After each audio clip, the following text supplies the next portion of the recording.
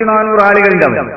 1400 ആളുകൾ. അത് പല ഗോത്രക്കാരാണ്. ഓരോ ഗോത്രത്തിന്റെയും പ്രതിനിധികൾ വന്ന് അള്ളാഹുവിന്റെ റസൂലിന്റെ കൈകളിൽ കൈവച്ചുകൊണ്ട് പറഞ്ഞു, അള്ളാഹുവിന്റെ റസൂലേ, മക്കയിൽ വെച്ചുകൊണ്ട് അള്ളാഹുവിന്റെ പൊരുത്തത്തിന് വേണ്ടി ഉസ്മാന്റെ രക്തത്തിന്റെ പകരം ചോദിക്കാൻ മരണം വരെ ജിഹാദ് ചെയ്യുമെന്ന് ഞങ്ങൾ അങ്ങയോട് കരാർ ചെയ്യുന്നു റസൂലേ. അപ്പോഴാണ് റസൂലുള്ളാഹിക്ക് സമാധാനമായി.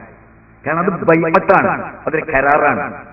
പക്ഷെ ഇവര് ബൈഅത്ത് ചെയ്തിരിക്കുന്നു എന്നുള്ള ഒരൊറ്റ വാർത്ത മക്കയിൽ കേട്ടതോടുകൂടി മക്കയിലുള്ള ആളുകൾ പേടിച്ചിട്ട് ഉസ്മാൻ റളിയല്ലാഹു അവർ വിട്ടായി യുദ്ധം ചെയ്യേണ്ടി വന്നില്ല.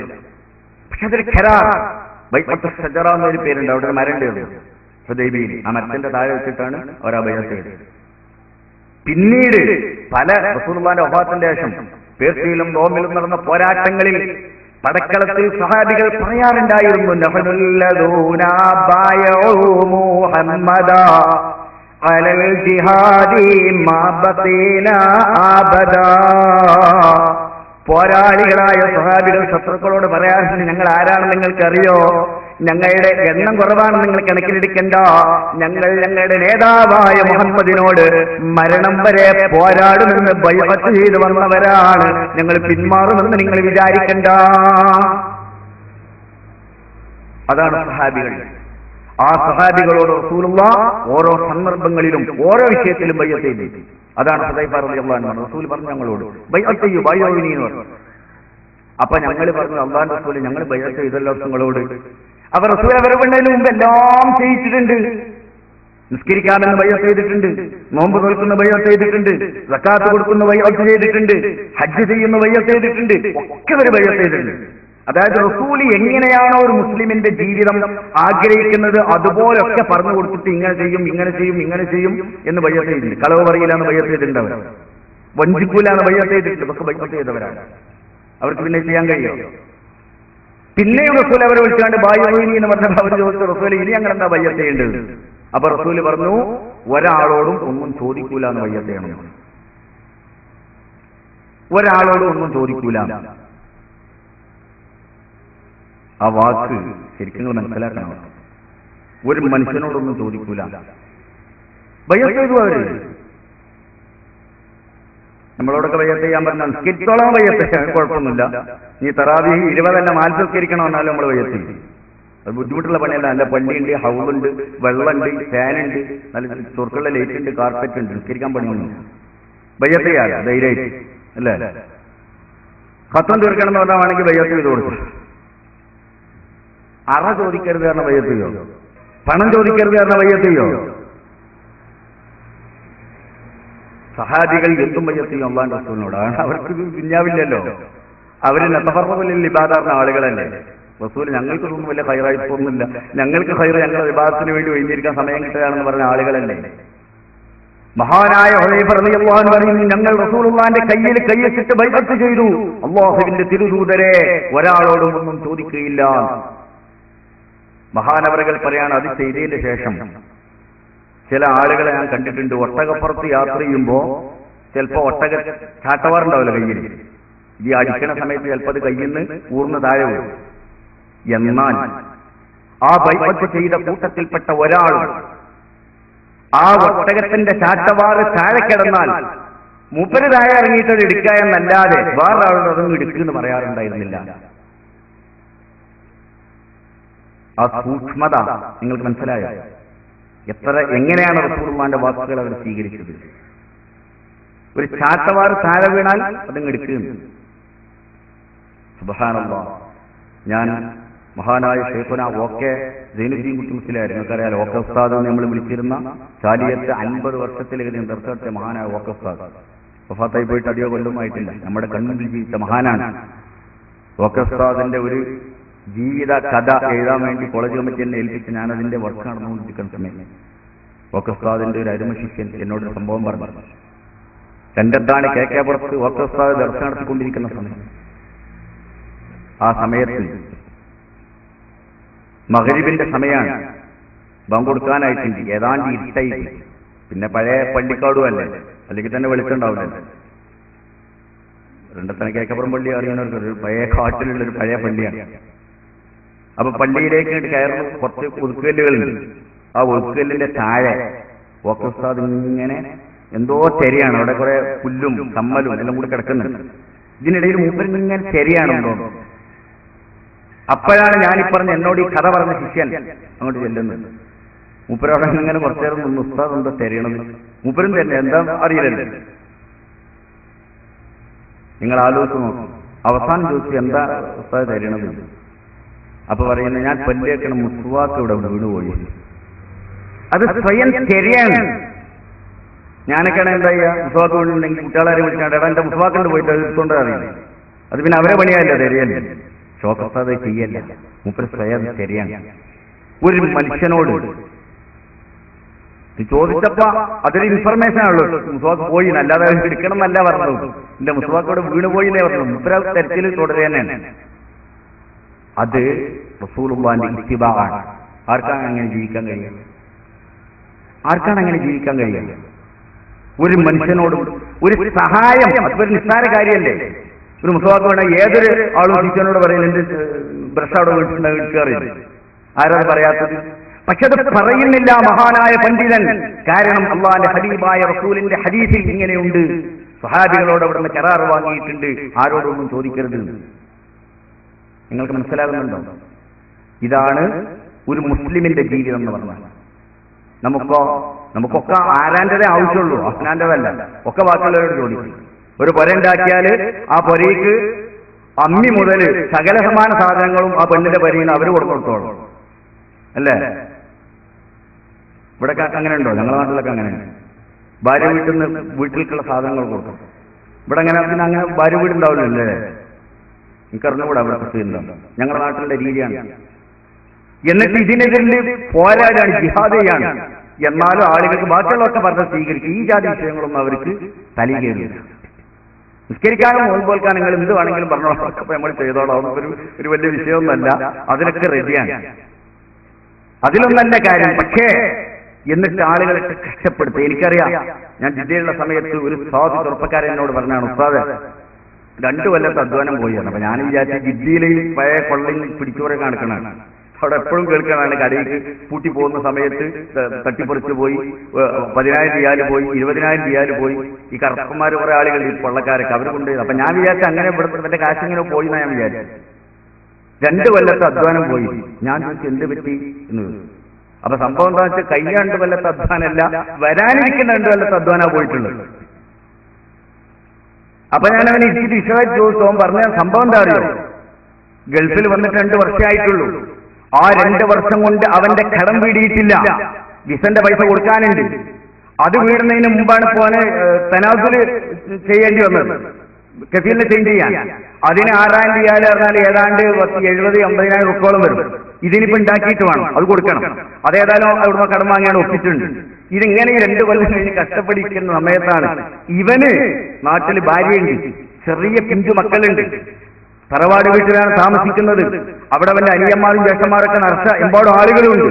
ആ കൂരയിൽ നിന്നൊന്ന് മാറി താമസിക്കാൻ ഇവനൊരു വീട് വേണ്ടേ? ആ വീടിനെ കുറിച്ച് ചിന്തിക്കാൻ പോലും അവന് സാധിച്ചിട്ടില്ല. എങ്ങനെ സാധിക്കും? ഗൾഫിൽ വന്നിട്ട് വന്ന കടം വീടിയിട്ടില്ലല്ലോ 2 വർഷമായിട്ട്. അപ്പോഴേക്കാണ് വീട്ടിൽ നിന്ന് വിളി വരുന്നത്, ഉമ്മാന്റെ വിളിയാണ് വരുന്നത്. എന്താണ്? താത്താന്റെ കുടിയിരിക്കലുണ്ട്. അതായത് ഇവന്റെ പെങ്ങൾ വീടുണ്ടാക്കിയിരിക്കാൻ, പെങ്ങളല്ല അളിയൻ. ഇനിയിപ്പോ ആ വീട്ടിലേക്കുള്ള സാധനങ്ങൾ കൊടുത്തേക്കണം. അതുകൊണ്ട് ഒരു 1.5 ലക്ഷം റുപ്യയുടെ അയച്ചു തരണം, അത്യാവശ്യം സാധനങ്ങളൊക്കെ വാങ്ങിക്കൊടുക്കാനാണ്. ഈ സാധു മനുഷ്യൻ എന്താ ചെയ്യാം? വീട്ടിലേക്ക് വിളിച്ചുകൊണ്ട് പറഞ്ഞു എന്നെ കൊണ്ട് ഇവിടെ കാശുണ്ടാക്കാൻ കഴിയില്ല, ഞാൻ അല്ലെങ്കിൽ തന്നെ ഇവിടെ വിസന്റെ പൈസയും കടാണ്, ഇനിയിപ്പോ ധനാസുന്റെ കാശിന് കടാണ്, അതൊന്നും പറഞ്ഞാൽ പറ്റൂല, കാശയക്കണം എന്ന് പറഞ്ഞു. വേറെ യാതൊരു പ്രശ്നമല്ല, അതൊന്നും പറഞ്ഞാൽ പറ്റില്ല, കാശയക്കണം. ഉമ്മാന്റെ വിളിയാണ്. ഇവൻ ആകുന്നതൊക്കെ പറഞ്ഞു നോക്കി. ഉമ്മാട് പറഞ്ഞു, ഉപ്പാട് പറഞ്ഞു. ഇതൊന്നും പറഞ്ഞിട്ട് ഏഷാദായപ്പോ പെങ്ങള് നേരിട്ട് വിളിച്ചിട്ട് ഒറ്റ കരച്ചിലാണ്. ഉമ്മാന്റെ മാനം കാക്കണം, ബാപ്പാന്റെ മാനം നേടണം. ഉമ്മാനും ബാപ്പാന്റെയും മാനം കെട്ടിക്കഴിഞ്ഞാൽ എനിക്ക് ആ പരിയിൽ ജീവിക്കാൻ പറ്റൂല. അതുകൊണ്ട് ഇനി എങ്ങനെയെങ്കിലും പൈസ ഉണ്ടാക്കിയിട്ട് അയക്കും. ആ സാധു മനുഷ്യൻ എന്ത് ചെയ്തു? അടുത്ത 2 വർഷം അധ്വാനിച്ചാൽ കിട്ടാവുന്ന പ്രതിഫലം ഇപ്പൊ തന്നെ കടം വാങ്ങിയിട്ട് അയച്ചു കൊടുത്തു, ഇവരുടെ മാനം നേടാൻ വേണ്ടി. എന്നിട്ട് കോട്ടയ്ക്ക് പോയിട്ട് കെട്ടിൽ വാങ്ങി, സോഫ വാങ്ങി, സാധനങ്ങൾ ഒരു 1.5 ലക്ഷം റുപ്യന്റെ സാധനങ്ങളാണ്. നല്ല സമാധാനമായി. നിങ്ങൾ ആലോചിച്ച് ഈ സാധു മനുഷ്യനെ കണ്ണുനീര് കുടിപ്പിച്ച് അവന്റെ രക്തം ഊറ്റിക്കൊണ്ടുവന്നിട്ട് കട്ടില് വാങ്ങിയിട്ട് ആ കട്ടില് കിടക്കുന്ന വിധിയായ ഈ പുതിയാപ്പളന്റെ കട എന്താണ്? അവൻ ആ കട്ടിൽ കിടന്നാണ് സ്വർഗത്ത് പോകാൻ കഴിയും? ആ പാപത്തിന്റെ രക്തമാണത്, അല്ലേ? അവന്റെ കണ്ണീരാണത്. ഒരു ലജ്ജയില്ലാതെ ഇവനൊക്കെ മനുഷ്യനാണ്. ഇവൻ അറിഞ്ഞുകൂടെ എന്റെ അളിയൻ ഗൾഫിൽ ജോലിയില്ലാതിരിക്കുകയാണ്, അവന് ലക്ഷങ്ങളുടെ കടമുണ്ട് എന്നവൻ അറിഞ്ഞുകൂടെ? അറിയാത്തതല്ല, തങ്ങൾക്കറിയാം, ഉമ്മാക്കറിയാം, ബാപ്പാക്കറിയാം, അളിയനറിയാം, എല്ലാവർക്കും അറിയാം. അറിയാത്തതൊന്നല്ല വിഷയം, അവരുടെ ദുരഭിമാനം നേടാൻ വേണ്ടി ഇതൊരു മുസ്ലിമാണോ? ഇതാണ് അല്ലാഹു തആല പറഞ്ഞ വല്ലദീന യുദൂനൽ മുഅ്മിനീന വൽ മുഅ്മിനാത്ത് ബിഗൈരി മക്തസബൂ ഫഖദ് ഇഹ്തമലൂ ബുഹ്താനം വഇസ്മൻ മുബീന. സ്പഷ്ടമായ തമ്മാടിത്താണ്. അവർ തിന്മയാണ് അവർ ചുമലിൽ ഏറ്റിനടക്കുന്ന അവർ മനസ്സിലാക്കട്ടെ, എന്നിട്ട് ഉപയോഗിക്കാൻ തിരക്കില്ല. പൊരയിൽ മറ്റു സാധനം ഉണ്ടായിട്ട് ഒരു പൊരണ്ടാക്കിയാണ് അവനവന്റെ ഭാര്യ ഒരു കുട്ടിയല്ലേ ഉള്ളത്. ഈ സ്വാർത്ഥ സാധനങ്ങൾക്ക് ആരുപയോഗിക്കാനാണ്? ഒരു ഉപയോഗമില്ലാതെ വെറുതെ എങ്ങനെ കിടക്കുന്ന വീട്ടിൽ നിങ്ങൾ കണ്ടു കാണും. ചിലപ്പോൾ വലിയ പരിപാടി കാണും, നമ്മളിതുപോലെ ഗംഭീര പരിപാടി നമ്മളെ ഏരിയയിലൊക്കെ. അപ്പോൾ ഉത്സാഹമൊക്കെ വരുന്നുണ്ട് പറഞ്ഞാണ്ട് നല്ല ഇരിക്കാൻ പറ്റിയ വലിയ സോഫ ആണെന്നൊക്കെ പറഞ്ഞു. അപ്പൊ അടുത്ത ഏതെങ്കിലും ഗൾഫാരൻ്റെ വരണം, അവിടെ എടുക്കാന്ന് പറഞ്ഞു. എടുത്തു കൊടുക്കുന്ന നിറയെ മാറാല്ല വീട്ടിൽ നിന്നാണ്. കാരണം അത് 2 കൊല്ലം തൊട്ടിട്ടുണ്ടാവില്ല. അവിടെ ആളില്ല, അവർക്ക് ആവശ്യമില്ല. അളിയ വാങ്ങിക്കൊടുത്തിട്ടാണ് അത് കടം വാങ്ങിക്കാണ്ട് കൊണ്ടുവന്നിട്ടു. അല്ലാതെ ഒരു മനുഷ്യൻ പോലും ഈ 2 കൊല്ലത്തിന്റെ അടുക്കൽ ഇരുന്നിട്ടുണ്ടാവില്ല. അവിടെ ആര് വരാനാണ് എന്റെ വീട്ടിൽ? ഓഫീസ് റൂം ഉണ്ടാക്കി, നല്ല ഓഫീസ് വർക്കല്ല അവന്റെ പരിയിലൊക്കെ നടക്കുന്നത്. എല്ലാ പരിയിലും ഓഫീസ് വർക്കുകൾ നടക്കുന്ന വീടുണ്ട്. ഞാൻ പലരോടും ചോദിച്ചിട്ടുണ്ട്, ഈ പുതിയ പുരക്ക് ഉണ്ടാക്കുമ്പോൾ കാണാൻ ചെല്ലും, ഏതെന്താ അത് ഓഫീസ്, എന്താ എന്റെ വർക്ക് എന്താണ്? ഓൻ ഗൾഫിൽ സബ്ബാഖാൻ അറബിക്ക് ചോറുണ്ടാക്കി കൊടുക്കലാണ്, അവനാണ് ഇവിടെ ഓഫീസ്. നല്ല ഓഫീസുകാരനാണ്. അപ്പൊ എന്താ ഞങ്ങൾ ഓഫീസ് അല്ല, അത് എനിക്കറിയില്ല, എഞ്ചിനീയർ പറഞ്ഞതാണ്. അപ്പൊ എഞ്ചിനീയർ അതിൽ താമസിക്കുന്നത് പിന്നെ അയാൾ ഓഫീസാണ്. ഈ അറബിന്റെ സബ്ബാഖിന് വരണ്ടാക്കുന്ന എഞ്ചിനീയറോട് എനിക്ക് ചോദിച്ചുകൂടെ എനിക്കെന്തിനാണ് ഓഫീസ്? പഴയ കാലത്ത് നമ്മളെ പൊരിയില് മജ്ലിസ് റൂം ഉണ്ടായിരുന്നു, അതാണ് ഇപ്പൊ ഈ സാധനം. അന്ന് മജ്ലിസാണ്. ഏത് പൊരിയിലാണ് മജ്ലിസ് റൂം ഇല്ലാത്തത് പഴയ കാലത്ത്? കാരണം അത് ആവശ്യമുണ്ടായിരുന്നു നമുക്ക്. മജ്ലിസ് അതില് വിരിച്ചിട്ടുണ്ടാവും, പായ വിരിച്ചിടും. അതിലാണ് റബീഉൽ അവ്വൽ വന്ന മൗലൂദ് നടത്തുന്നത്, 11ന്റെ റാത്തീബ് നടത്തൽ, ആരെങ്കിലും മരിച്ച തഹ്ലീൽ നടത്താൻ, അല്ലെങ്കിൽ ഹത്തോതായിരിക്കാൻ, കുട്ടികൾക്ക് മുത്തല്ലിങ്ങൾ വന്നിട്ട് ഹത്തോദിക്കാൻ, ഇങ്ങനത്തെ ആവശ്യങ്ങൾക്ക് മജ്ലിസ് റൂം ഉണ്ടായിരുന്നു. ആ മജ്ലിസാണ് ഇപ്പൊ പോയിട്ട് ഓഫീസ് റൂം, പിന്നെ ഡ്രോയിങ് റൂം. എന്താണെന്ന് ആർക്കും തിരിഞ്ഞിട്ടില്ല അതുവരെ. പറഞ്ഞ ആൾക്കും എഞ്ചിനീയർക്കാനെ തിരിഞ്ഞിട്ടുണ്ടോന്ന് അറിഞ്ഞുകൂടാ. ഡ്രോയിങ് റൂം പൊരിയിലെ ഒരു വീടുണ്ടാക്കാൻ, എന്നിട്ട് അത് മുഴുവനും ഒരു ഉപയോഗമില്ലാത്ത സാധനങ്ങൾ കുത്തി നിറച്ചിട്ട് കാണുന്നു. വെറുതെ കാശ് കൊടുത്തിട്ട് ഇതുപോലത്തെ വിദ്യകളല്ലേ. എന്നിട്ട് അവര് കടയിൽ ചെന്നിട്ടുണ്ടെങ്കിൽ കോട്ടയം ചെന്നാൽ എന്താ കിട്ടുക? 25,000 രൂപ കൊടുക്കുന്ന സോഫ. അതിന്റെ വില എന്ന് പറഞ്ഞാൽ കണ്ണഞ്ചിക്കുന്ന ഒരു വെൽവെറ്റാണ്. ആകെ 500 രൂപയാണ് ചെലവുണ്ടാവുള്ളൂ. അതിന് മുകളിൽ ആ വെൽവെറ്റ് എടുത്താൽ നിങ്ങൾ 2,000 രൂപ കൊടുക്കുക, സാധനത്തിന് 2,000 രൂപ കൊടുക്കും. അതിന്റെ ആ കൈപ്പിടിയൊക്കെ ഉണ്ടാവും. എന്തൊരു മനോഹരമാണ് അറിയും. ബീച്ചിന്റെ കളർ ഉണ്ടാവും. നിങ്ങൾ ചെറിയ ബ്ലേഡ് ഇട്ടാണ്ട് വരഞ്ഞു നോക്കണം. ഈ സാധനം അല്ലേ, ഈ പോളീസാണ് ഞാൻ പറഞ്ഞത്. ഇത് വരഞ്ഞു നോക്കാൻ അതിന്റെ അടിയിൽ പുഴണ്ണി അറിയാം, ഞങ്ങളുടെ നാട്ടിലെ മരണ്ട്, അതൊക്കെ ഉണ്ടാവും ഇതിൻ്റെ. ഈ ഒരൊറ്റ പോളിസി ഇതിനാകെ 150 രൂപ ചെലവുണ്ടാവുള്ളൂ. ഒരു ടിന്ന് വാങ്ങിക്കാണ്ട് പോളിസി ചെയ്താൽ മതി. പക്ഷേ 1000 രൂപയുള്ള സാധനം ഈ പോളിസി ചെയ്യുന്നതോടുകൂടി 5000 രൂപയാവും. ആരാന്റെ പൈസ അല്ലേ, അളിയന് മുടക്കൊന്നുമില്ലല്ലോ. അവനവിടെ കടം വാങ്ങി അയച്ചു കൊടുത്തല്ലേ. ഏത് പോളിസികൾ വാങ്ങിയാലും എന്താണ്, വീട്ടിൽ കൊടുത്താണ് ഭംഗി വേണമെന്നല്ലാതെ. ഇത്രമാത്രം ബുദ്ധിശൂന്യരായ ഒരു സമൂഹം. നാളെ ഒരു സെമിനാറിൽ വെച്ച് സിവിക് ചന്ദ്രൻ പറഞ്ഞു, കോഴിക്കോട് ടൗണിൽ സുനാമി ഉണ്ടായാൽ, അല്ലാഹു തആല കാക്കട്ടെ, ഇവിടെ സുനാമി ഉണ്ടായിരുന്നു. ആ സുനാമി ഉണ്ടായി, കംപ്ലീറ്റ് സുനാമി ഉണ്ടായാൽ എന്താണ് ഉണ്ടാകുക എന്നുള്ളത് നിങ്ങൾക്ക് മനസ്സിലായിട്ടുണ്ടാവില്ല. അത് പിന്നെ ഇന്തോനേഷ്യയിൽ പോയെങ്കിൽ ശരിക്കും മനസ്സിലാവുള്ളൂ. ഇന്തോനേഷ്യയിലെ എന്താണ് ആ സ്ഥലത്തിന്റെ പേര് മറന്നുവല്ലോ,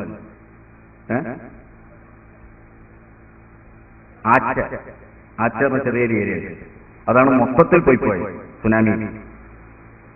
സുമാത്രക്കടുത്ത് അവിടെ ചെന്ന ആ രാജ്യത്തിനാണ് പോയി. എത്ര 6-7 മീറ്റർ ഉയരത്തിൽ തിരമാലകൾ അടിച്ചുകൊണ്ട് വന്നാൽ ഇതിനൊരു നിയന്ത്രണമില്ലല്ലോ. ഈ നിങ്ങളിത് കുളം പോലെ, കടൽ എന്ന് പറഞ്ഞാൽ ഒരു കുളമാണിച്ചെങ്കിലും ഭൂനിരപ്പിൽ നിന്ന് താഴെയാണ് വെള്ളമുള്ളത്. കടൽ ഭൂനിരപ്പിൽ നിന്ന് താഴെയല്ല, ഭൂമി ഉരുണ്ടൊരു ഗോളാണ്. ഇതൊരു പരന്ന പ്രദേശങ്ങൾ കുളമുണ്ടാക്കിയിട്ട് വെള്ളം നിറച്ചു വെച്ചതല്ലാതെ ഉരുണ്ട ഭൂഗോളത്തിന്റെ 72% വെള്ളമാണ് റൗണ്ടായി നിൽക്കുന്നത്. അപ്പൊ ഭൂമി ശരിക്കും സമുദ്രനിരപ്പും ഭൂമിയുടെ നിരപ്പും തുല്യം തന്നെയാണ്. അതുകൊണ്ടാണ് എവിടെയെങ്കിലും കുന്നുകൾ ഉണ്ടെങ്കിൽ അത് സമുദ്രനിരപ്പിൽ എത്ര അടി ഉയർന്ന് നമ്മൾ പറയാൻ കാരണതാണ് സമുദ്രനിരപ്പും ഭൂമിന്റെ ലെവലും ഒന്നാണ്. ഇത് 8 മീറ്റർ 10 മീറ്റർ തിരമാലകൾ വന്നാൽ അതിന് 1/2 മീറ്റർ നീളത്തിൽ കരിങ്കല്ലുകൊണ്ട് മതിലേട്ടെന്ന് നമ്മളെ ബുദ്ധി പിന്നെ പറയാനില്ലല്ലോ. കടലിന് മതിലേറ്റി കൊടുക്കണം. എന്ത് സാമർത്ഥ്യം നമ്മൾക്ക്! ഭയങ്കര ചിന്തകന്മാരാണ്. ഇപ്പൊ കേരളത്തിലൊന്നും വെള്ളം ഞാനിട്ട് ഇന്ത്യയിലെ തീരെ വെള്ളം കിട്ടാഞ്ഞിട്ടാണല്ലോ $10,000 കോടി ചെലവാക്കിയാണ് സമ്മറിൽ വെള്ളം കണ്ടുപിടിച്ച് നമ്മളാന്നാ പറഞ്ഞത്. ഇനിയിപ്പോ യാതൊരു വെള്ളത്തിന് ക്ഷാമമില്ല. ഇപ്പൊ അടുത്ത ചന്ദ്രയാനം കൂടി പോയി വന്നാൽ ഒന്നായിട്ട് വരും വെള്ളം. പക്ഷെ ഇപ്പൊ അമേരിക്കക്കാര് പറഞ്ഞെന്താ വെച്ചാൽ ഇന്ത്യക്കാരാണ് വെള്ളം കണ്ടുപിടിച്ചതെങ്കിലും 1 ടൺ മണ്ണിന് 1 സ്പൂൺ വെള്ളം കിട്ടുള്ളൂ എന്നാണ് പറഞ്ഞത്. അപ്പൊ ഇനിയിപ്പോ പുതിയ കമ്പനിക്ക് ചാൻസ് ഉണ്ട്. സമ്മറിലെ മണ്ണ് കൊടുത്തിട്ട് വെള്ളം ഉണ്ടാക്കണ കമ്പനി. എന്തൊക്കെയാണ് ഇപ്പൊ നാട്ടിൽ വരാൻ പോകുന്നോട്. ഈ ജനങ്ങൾ പട്ടിക എടുക്കുന്ന രാജ്യത്ത് 10,000 കോടി ചെലവഴിച്ചിട്ട് ഈ വിദ്യകൾ നമ്മളെ പൈസ ഉള്ളത് ആരെങ്കിലും ചോദിച്ചു എന്തിനാ ചങ്ങായിമാർ ഈ കാശ് കൊടുത്തവര്? അയാളെ പിടിക്കാൻ ശരിക്കും വിചാരണ ഉണ്ടല്ലോ ആ മാധവൻ നായരെ. ഈ രാജ്യത്തിന്റെ പണാണ് ഈ കൊലച്ച കളഞ്ഞത്. എന്ത് വെള്ളം അവർക്ക് കമ്പനി കിട്ടാൻ പോകുന്നത്? എന്നിട്ട് വെള്ളത്തിന്റെ ചിത്രം പേപ്പർ നിങ്ങൾ വിചാരിച്ചിട്ടുണ്ടാവും അവിടെ പോയി വെള്ളത്തിന്റെ ചിത്രം എടുത്തൊന്നാണ്. ചിത്രമൊക്കെ വന്ന് 4 ദിവസം കഴിഞ്ഞതിന് ശേഷമാണ് പേപ്പറേര് പറഞ്ഞത് അത് ചിത്രകാരന്റെ ഭാവനയിലുള്ളതാണ്. ഒരു ജനത 100 കോടി മനുഷ്യന്മാര് വിഡ്ഢികളായ ജനത നിർവ്വാഹം ചിത്രകാരന്റെ ഭാവനയിലാണ് അത്ര വെള്ളമുള്ളത്. ഇപ്പൊ നോക്കൂ, നിങ്ങളൊക്കെ മനസ്സിലാക്കില്ലേ? എത്ര എന്ത് കളറുള്ള വെള്ളമൊക്കെ വന്നറിയാം. പല കളർ പേപ്പറിലും മാതൃഭൂമിയിലും മനോരമയിലൊക്കെ അതിൻ്റെ ഉള്ളിലിരിക്കുന്ന ആൾക്കാരുടെ തലയെ പറ്റി എന്താ പറയാനുള്ളത്? ജനങ്ങളെ വിഡ്ഢികളാക്കാൻ വേണ്ടി. അപ്പൊ അതാണ് നമ്മുടെ സമൂഹം. ഈ കടലൊന്നും ആരും മതിൽ കെട്ടാനാണ് ഇതിൽ 72% ഭൂഗോളത്തിന്റെ വെള്ളമാണ്. ഇത് മതിലേറ്റ് തീർക്കാൻ കഴിയും. അല്ലാഹു തആല ഉദ്ദേശിച്ച പരിശുദ്ധ ഖുർആനിൽ അല്ലാഹു തആല പറഞ്ഞിട്ട് വഇദൽ ബിഹാറു ഫുജ്ജിറത് ഇല്ലേ, ഇദ സമാഉ ഷഖ്ഖത് വഇദൽ കവാകിബു മുദസറത്. അവിടെ അല്ലാഹു തആല പറഞ്ഞിട്ടുണ്ട് ആകാശങ്ങൾ തകർന്ന് തരിപ്പണമായി പോകുന്ന ഒരു കാലഘട്ടം വരാനിരിക്കുന്നു. വഇദൽ കവാകിബു മുദസറത്, നിങ്ങൾ ആകാശത്ത് കാണുന്ന എണ്ണമറ്റ ചൈനാ ബൾബുകളെ പോലെ പ്രകാശിച്ചുകൊണ്ടിരിക്കുന്ന നക്ഷത്ര പടലങ്ങളില്ലേ, നിങ്ങൾ പുട്ടിങ്ങനെ പൊതിർത്തിയിടുന്നത് പോലെ അതിങ്ങനെ പൊടിഞ്ഞു ധൂളിയായി പോകുന്ന ഒരു കാലഘട്ടം നിങ്ങൾക്ക് വരാനിരിക്കുന്നു. വഇദൽ ബിഹാറു ഫുജ്ജിറത്, ബിഹാർ പാരാവാരങ്ങൾ പരന്നു കിടക്കുന്ന കടലുകൾ അതിന്റെ നിയന്ത്രണം ഭേദിച്ച് കരയിലേക്ക് തള്ളി കയറിക്കഴിഞ്ഞാൽ, ഇതൊക്കെ ഇമാനിയങ്ങളെ ശാസ്ത്രബോധല്ല സൂറത്തൊക്കെ നിങ്ങൾക്ക് മനസ്സിലായിട്ടുണ്ടോ സംഭവം? വൈദൽ ബിഹാർ ഫുജ്ജിറത്, കടല് അങ്ങ് പൊട്ടിത്തകർന്നാൽ ലോകത്തൊരു മനുഷ്യനും അത് കൺട്രോൾ ചെയ്യാൻ കഴിയില്ല. ആർക്കാ നിയന്ത്രിക്കാൻ പറ്റുക? അങ്ങനെ ഒരു സുനാമി അടിച്ചു വീശിയാൽ ഈ നഗരം ബാക്കി ഉണ്ടാവില്ല. അങ്ങനെ നമ്മളൊക്കെ അതിൽ പെട്ട് എല്ലാവരും ആളുകളൊക്കെ നശിച്ചുപോയി എന്ന് വെക്കുക. ഇവിടെ ഒന്നും ഉണ്ടാവില്ല. കുറെ ഇങ്ങനെ അഴുകി കിടക്കുന്ന വസ്തുക്കൾ ഉണ്ടാവുന്നതാണ് ചെളിയായി. അങ്ങനെ കുറെ കാലം കഴിഞ്ഞ് ഒരു 10-100 കൊല്ലം കഴിഞ്ഞതിന് ശേഷം ഏതോ ആളുകൾ വലിയ അമേരിക്കയിൽ നിന്നോ ചൈനയിൽ നിന്നോ ജപ്പാനോ ഗവേഷകന്മാർ വന്ന് ഇവിടെ 100 കൊല്ലം മുമ്പ് ഒരു ടൗൺ ഉണ്ടായിരുന്നു എന്ന് പറഞ്ഞു കേട്ടിട്ടുണ്ട്. ഒന്ന് ഗവേഷണം നടത്താൻ വിചാരിച്ചു ഇവരെന്ത് ചെയ്ത് ആ ചെളിയൊക്കെ മാറ്റി കുഴിച്ചു നോക്കും. അപ്പൊ അതിന്റെ അടിയിലുള്ള പഴയ ടൗണിന്റെ അവശിഷ്ടങ്ങളൊക്കെ കിട്ടും. അപ്പൊ ഇവിടെ ഉണ്ടായിരുന്ന കടകളൊക്കെ ഉണ്ടാവുമല്ലോ, അതിന്റെ ബില്ലുകൾ, സ്വർണ്ണക്കട, അതുപോലെ തന്നെ മരുന്ന് ഷാപ്പ്, ഇതിന്റെയൊക്കെ ബില്ലുകൾ ഉണ്ടാവും. ആ ബില്ലുകൾ എടുത്ത് പരിശോധിച്ചാൽ അന്നത്തെ ഗവേഷകന്മാർ പറയും ഇത് മുസ്ലിങ്ങൾ മാത്രം ജീവിച്ചിരുന്ന ഒരു രാജ്യമാണ്. കാരണം സ്വർണ്ണക്കടിയിലും മരുന്ന് ഷാപ്പിലും ബില്ലിലും നമ്മുടെ പേരെ ഉണ്ടാവുള്ള കാര്യമില്ല. മുസ്ലിങ്ങളെ പേരെ ഉണ്ടാവുക. കാരണം നമ്മളാണ് അതിന് മാത്രം വിഡ്ഢികളായിട്ടുള്ളത്. ചതിക്കപ്പെടുന്നത് നമ്മളാണ്. ആർക്ക് വേണ്ടിയിട്ടാണ് അതൊക്കെ ഉണ്ടാക്കിയിട്ടുള്ളത്? അത്രമാത്രം വഞ്ചിക്കപ്പെടുകയാണ് നമ്മൾ ചെയ്യുന്നത്. കാര്യബോധമല്ലല്ലോ. എനിക്ക് ഓർമ്മയുണ്ട്, നഗരത്തിലെ വലിയൊരു ഹോസ്പിറ്റലിൽ ഞാനൊക്കെ ഒരു 10 കൊല്ലം മുമ്പാണ് എന്റെ ഭാര്യനായിട്ട് ചെറിയ അസുഖം ഉണ്ടായിട്ട് വന്നിട്ട് തൽക്കാലം 4 ദിവസം അഡ്മിറ്റ് ചെയ്യേണ്ടി വരും. അത്ര വലിയ കേസൊന്നല്ല. സെയിം കേസ്, അതുപോലത്തെ ഒരുപാട് കേസ് അവിടെ ഉണ്ട്. സ്ത്രീകൾ തൊട്ടടുത്ത റൂമിൽ ഇതേപോലത്തെ കേസ് ഉണ്ട്. സെയിം ദിവസം, same doctor, same case, same മരുന്നൊക്കെ സെയിം തന്നെ. 4 ദിവസം കഴിഞ്ഞ് എനിക്കവര് ബില്ല് വന്നു. എന്തോ 3000 രൂപയുടെ ബില്ലുണ്ട്. തൊട്ടടുത്ത പാർട്ടിക്ക് ഇതേ ദിവസം അവരും ഡിസ്ചാർജ് ആകുകയാണ്. അവർക്ക് കൊടുത്ത ബില്ല് 16,000 രൂപയുടെ ബില്ലാണ്. അപ്പൊ എന്താ സംഭവം അറിയാം? ഞാൻ സ്വകാര്യമായിട്ട് തന്നെ അപ്പൊ എന്റെ ഭാര്യ പറഞ്ഞു, ആ സിസ്റ്റർമാരിടയ്ക്ക് വന്നിട്ട് ചോദിച്ചു, നിങ്ങളെ ഭർത്താവ് ആരുണ്ട് ജോലി എന്നൊക്കെ പറഞ്ഞു. ഞാനൊരു മുസ്ലിയാരാണ് പറഞ്ഞിട്ടുണ്ട്. ആ മറ്റൊരു നാദാപുരത്തേരാണ് അടുത്തുള്ളത്, അവർ ഗൾഫുകാരാണ്. അപ്പൊ അവർക്കുള്ള ബില്ലാണ് 16,000. ഞാൻ മുസ്ലിയാരായതുകൊണ്ട് എനിക്ക് 3000 രൂപയുടെ ബില്ലോട്ട് കയറി. സംഭവമൊക്കെ ഒന്ന് തന്നെയാണ്, ഒരു വ്യത്യാസമുണ്ട്. അപ്പൊ നമ്മളിപ്പോ ഇങ്ങനെ എപ്പോഴെങ്കിലും വന്നു പോകും, എല്ലാ അധികം ആളുകളൊന്നും സന്ദർശിക്കാൻ വരാനുണ്ടാവില്ല, ഒന്നുമില്ലല്ലോ. ഇതങ്ങനെയല്ല. ഇത് ഓരോ ദിവസം ഇങ്ങനെ ഒന്നായിട്ട് നാദാപുരത്തുനിന്ന് പെണ്ണുങ്ങൾ ഒഴുകാണ് സന്ദർശിക്കാൻ വേണ്ടി. വലിയ പാക്കറ്റുകൾ, വലിയ സമ്മാനങ്ങൾ, മാർക്കറ്റിലുള്ള എല്ലാ, നിങ്ങൾക്കറിയാലോ പാളയത്തെ മാർക്കറ്റിൽ നിന്ന് ഓറഞ്ച് 10 കിലോ ഓറഞ്ച് വാങ്ങിയാൽ എത്ര എണ്ണം തിന്നാൻ പറ്റിയിട്ടുണ്ടാവും. അങ്ങനെ ഇങ്ങനത്തെ ഓറഞ്ച് കൂടുകൾ ഇതെല്ലാം കൂടിയിട്ട് വരികയല്ലേ, ആപ്പിൾ സാധനങ്ങൾ. ആ വരുന്ന പെണ്ണുങ്ങളോ അവരുടെ കാതില് കഴുത്തിലൊക്കെ നമ്മുടെ നാട്ടിലൊക്കെ ആഭരണം ആക്കിയിട്ട് കാതിലിടുക. ഇവരതല്ലേ, ഇവര് സ്വർണ്ണ ബിസ്ക്കറ്റ് ഒന്നായിട്ട് പരത്തിയിട്ട് ഇങ്ങനെ നോക്കിയിടും. കാതൊക്കെ ഇങ്ങനെ ഒടിഞ്ഞിട്ട് കിടക്കുന്നുണ്ടോ. ഇത് കണ്ടിട്ട് ആശുപത്രിക്കാർ ബില്ല് കൊടുക്കാതെ. അപ്പൊ എന്താണ് ചെയ്യുന്നത് എന്ന് അറിയില്ല. നമ്മൾ ഭക്തന്മാരാണ്, നമ്മൾ നല്ല ദീനീബോധമുള്ളവരാണ്, വിഭാഗമൊക്കെ ചെയ്യും, ശരി തന്നെ. പക്ഷേ ഒരു സാമൂഹിക ജീവിതത്തിന്റെ യാഥാർത്ഥ്യം എന്താണ് എന്ന് ഇപ്പോഴും നമ്മൾ തലീകരിയിട്ടില്ല. ഇങ്ങനത്തെ ജീവിത രീതി അതിൽ ചതിക്കപ്പെടും, വഞ്ചിക്കപ്പെടും, ഉറപ്പ് തന്നെയല്ലേ. ആർക്കാണ് ചതിക്കപ്പെടാതിരിക്കുക? ഒരാവശ്യം ഉണ്ടായിട്ട് നമ്മൾ ഒരു അത്യാവശ്യത്തിന് ഹോസ്പിറ്റലിൽ ചെന്നാൽ പോലും നമ്മുടെ ഈ ജാടകൾ കൊണ്ട് ചതിക്കപ്പെടുകയാണ് ചെയ്യുന്നത്. എല്ലാ സ്ഥലങ്ങളിലും ഈ നഗരത്തിലുള്ള ഈ സ്വർണ്ണക്കടകൾ മുഴുവൻ നമ്മളെ ലക്ഷ്യം വെച്ചിട്ടല്ലേ. അതിന്റെ ഉദ്ഘാടന ചടങ്ങ് കണ്ടാൽ തന്നെ മനസ്സിലാവില്ല ആർക്ക് വേണ്ടിയിട്ടാണ് ഈ പരിപാടി, അല്ലേ? അതിൽ വിളിക്കപ്പെടുന്ന ആളുകളെയും ആദരണീയരായ ആളുകളെ കണ്ടാൽ തന്നെ മനസ്സിലാവും.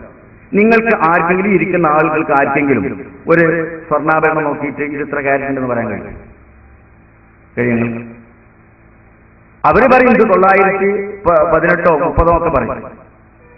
എന്നിട്ട് അതിനുള്ള ബില്ലാണ് തരുന്നത്. ബില്ല് വാങ്ങിയിട്ട് അല്ലാതെ ഇത്ര കാര്യത്തിൽ ഇല്ലാതെ പറയാൻ പറ്റില്ലല്ലോ, മാനക്കേടല്ലേ. അപ്പൊ ഒന്നായിട്ട് കാശ് കൊടുത്തിട്ട് പോകും. ഇനി നിങ്ങൾ ആ സാധനം 2 ദിവസം കഴിഞ്ഞ് ഒരു കടയിൽ കൊണ്ടുപോയി കൊടുത്താല് അപ്പൊ അവർ നോക്കിയിട്ട് പറയും, ഇത് ഒരു 900 ഇല്ല, ഇതിൽ 820 ക്യാരറ്റൊക്കെ ഉള്ളത്. അപ്പൊ അതല്ലാന്ന് അവർ അപ്പം നമ്മൾക്ക് അറിയാം, രണ്ടും അറിയില്ലല്ലോ. പിന്നെ അവര് പറഞ്ഞ കാശ് വാങ്ങിയാണ് തിരിച്ചു പോലും ചെയ്യും.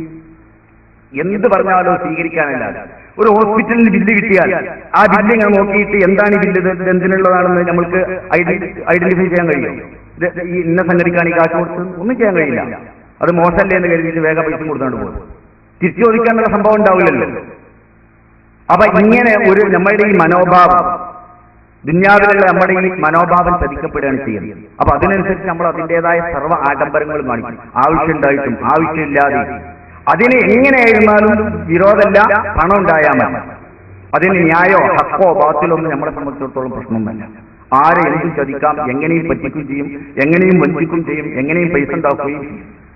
ഗൾഫ് നാടുകളിലൊക്കെ നിരന്തരം യാത്ര ചെയ്യുന്ന നമുക്കൊക്കെ അവിടുത്തെ ആ സമൂഹത്തിന്റെ ജീവിത രീതി ശരിക്കും മനസ്സിലാവും. യഥാർത്ഥത്തിൽ പല ആളുകളും അന്യായമായിട്ട് പണം സമ്പാദിക്കേണ്ടി വരുന്നുണ്ട് അവിടെ.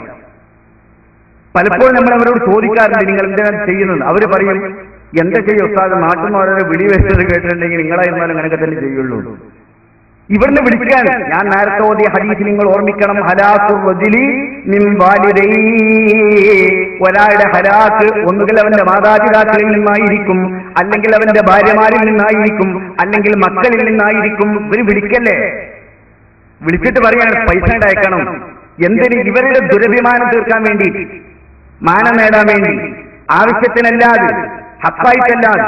ഞങ്ങളുടെ നാട്ടിലൊക്കെ ഈ കുട്ടി ജനിച്ചാല് അക്കീക്കാർക്കാരന് സുന്നത്തുണ്ടല്ലോ, ഇവിടെ ഉണ്ടോ? ഒരു മൃഗത്തിന് എന്തെന്ന് അറക്കൂലേ, എന്താ പറയാ, അക്കീക്കാർക്ക്. അതിന്റെ കൂടെ മുടി പഠിക്കുകയും ചെയ്യും. ഇത് സുന്നത്താണ്, റസൂലുള്ളാഹിന്റെ ശരിയാണ്. ഇപ്പോ എന്റെ ഒരു അടുത്ത അയൽവാസിയാണ്.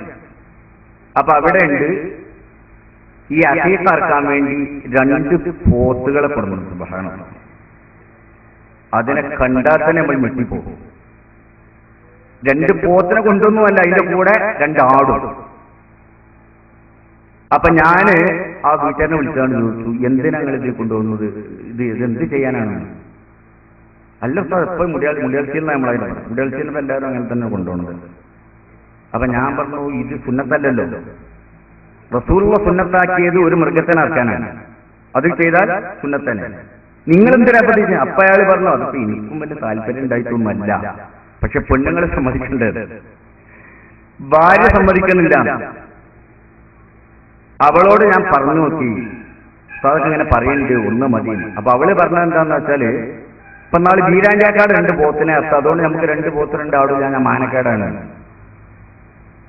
നിങ്ങൾ ആലോചിച്ച് നോക്കി, ഈ മനസ്സ് വെച്ചുകാണ്ട് പോത്തിനെ ആനനെ അർത്ഥത്തെ വല്ല കാര്യം ഉണ്ടാവും? അള്ളാന്റെ അടുത്ത് കൂലി കിട്ടും. അപ്പൊ ആരോന്നാൾ സവാസായിട്ട് പറഞ്ഞത്, ഇപ്പോ 2 പോത്തും 2 ആടും ഒരു നായാണ്. അപ്പൊ ഒരു പരിധി അങ്ങനെ കൊണ്ടായത്, ഒരു താത്ത ഈറടിച്ച് ദേഷ്യം പിടിച്ചിട്ടേ. അപ്പൊ വാശി പിടിച്ചിട്ടാണ്, ശരിയപ്പുള്ളതെന്ന് എനിക്കറിയില്ല, ഒരാൾ പറഞ്ഞതാണ്, വാശി പിടിച്ചിട്ടാണ് ഒരു നായിനും കൊണ്ടാണ്.